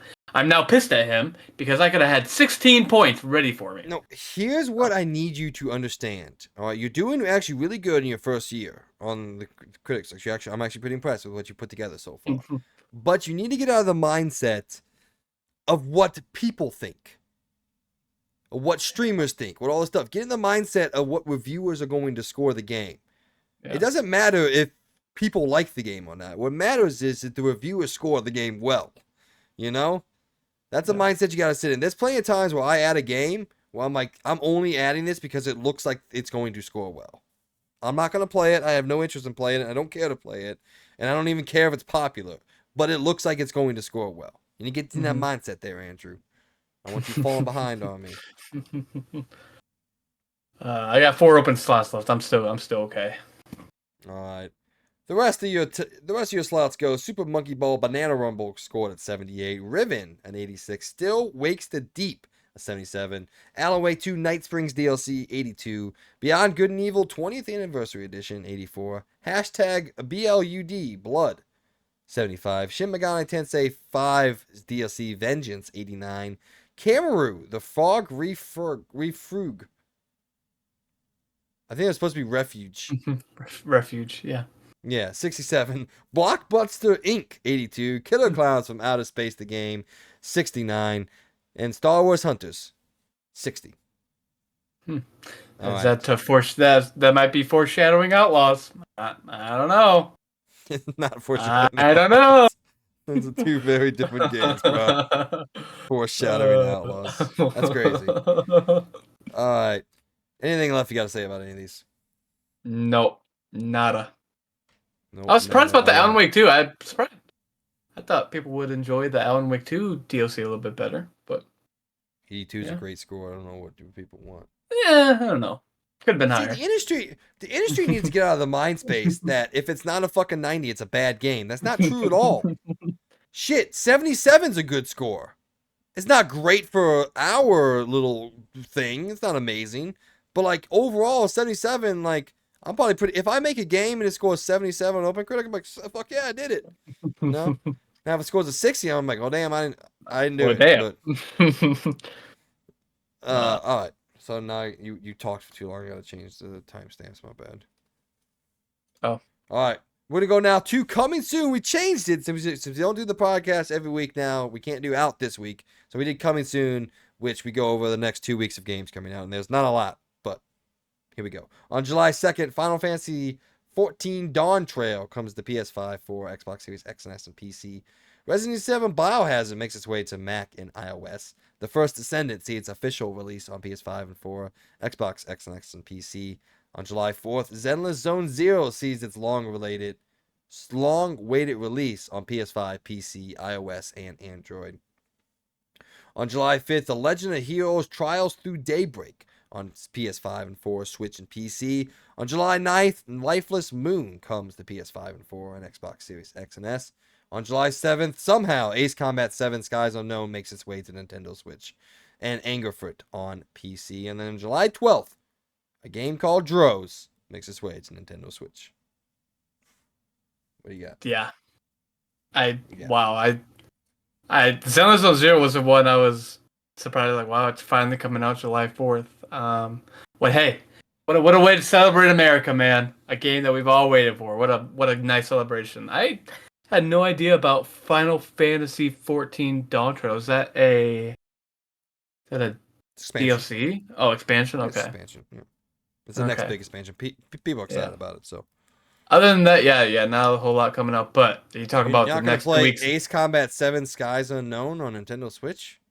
Or Angerfoot? No, sorry, I'm not gonna play Angerfoot. No fucking clue what Angerfoot is. Or Drows. Not gonna touch Drows at all. So don't know what Drows is. We'll see. But after the 12th, it gets like the rest of July. I mean, the rest of the year alone. Crazy, it gets, dude. Yeah. All right. Well, ladies and gentlemen, this brings us to the end of our show. Thank you for sticking around, everyone who's been watching or listening. We just want to take this time, as always, and thank you from the bottom of our hearts. Without your support, we could not be doing what we're trying to do here on the Experience Point and XP podcast. Please help us to continue to grow by telling everyone out there that you know that even has the slightest appreciation for all things pop culture, that they have some new friends waiting to talk all sorts of fandoms with them. As always, we would greatly appreciate it. Mr. Schlong Dong, any last words? Thank you everyone for sticking with us for this long. I hope everyone enjoys their 4th of July. I'm sad because I don't get to see the glizzy guzzler himself. What's his name? Joey Chestnut will not be competing this year. Pretty upset about that. but it's fine. I'm not that sad I about have it. no fucking clue what you're talking about. You don't know who Oh, Joey Blizzy, Chestnut oh, is? the Yeah, hot yeah, dogs, yeah. I yeah. was Hot thinking, dog. Dick. I'm not gonna lie. I was like, what Uh, is happening? I mean, hey, if they create that competition, won't say I'm upset. I probably, I might give it a watch. Who knows? But yeah, enjoy your You're gonna give it a holiday, and try, huh? everyone enjoy your holiday. We will, we'll try and be back next time for some more, hopefully more cool stories that come out. Yeah, hopefully there's a little bit Beyond more that, interesting stories, but if not, maybe we'll do a we'll rank 'em find, for you. Who knows? You we'll know? find something. Yeah. If not, maybe we'll throw in a rank 'em special. Who the hell knows? But we'll come to you next week. We'll come to you in the next two. We'll come to you in 2 weeks. There we go. Jesus Christ. Once again, thanks everyone for listening and following along with us. This has been another episode of the XP Podcast brought to you by all of us here at the Experience Point. I hope everyone has So. a great next couple weeks, and we'll talk to you all in the next one. See you guys.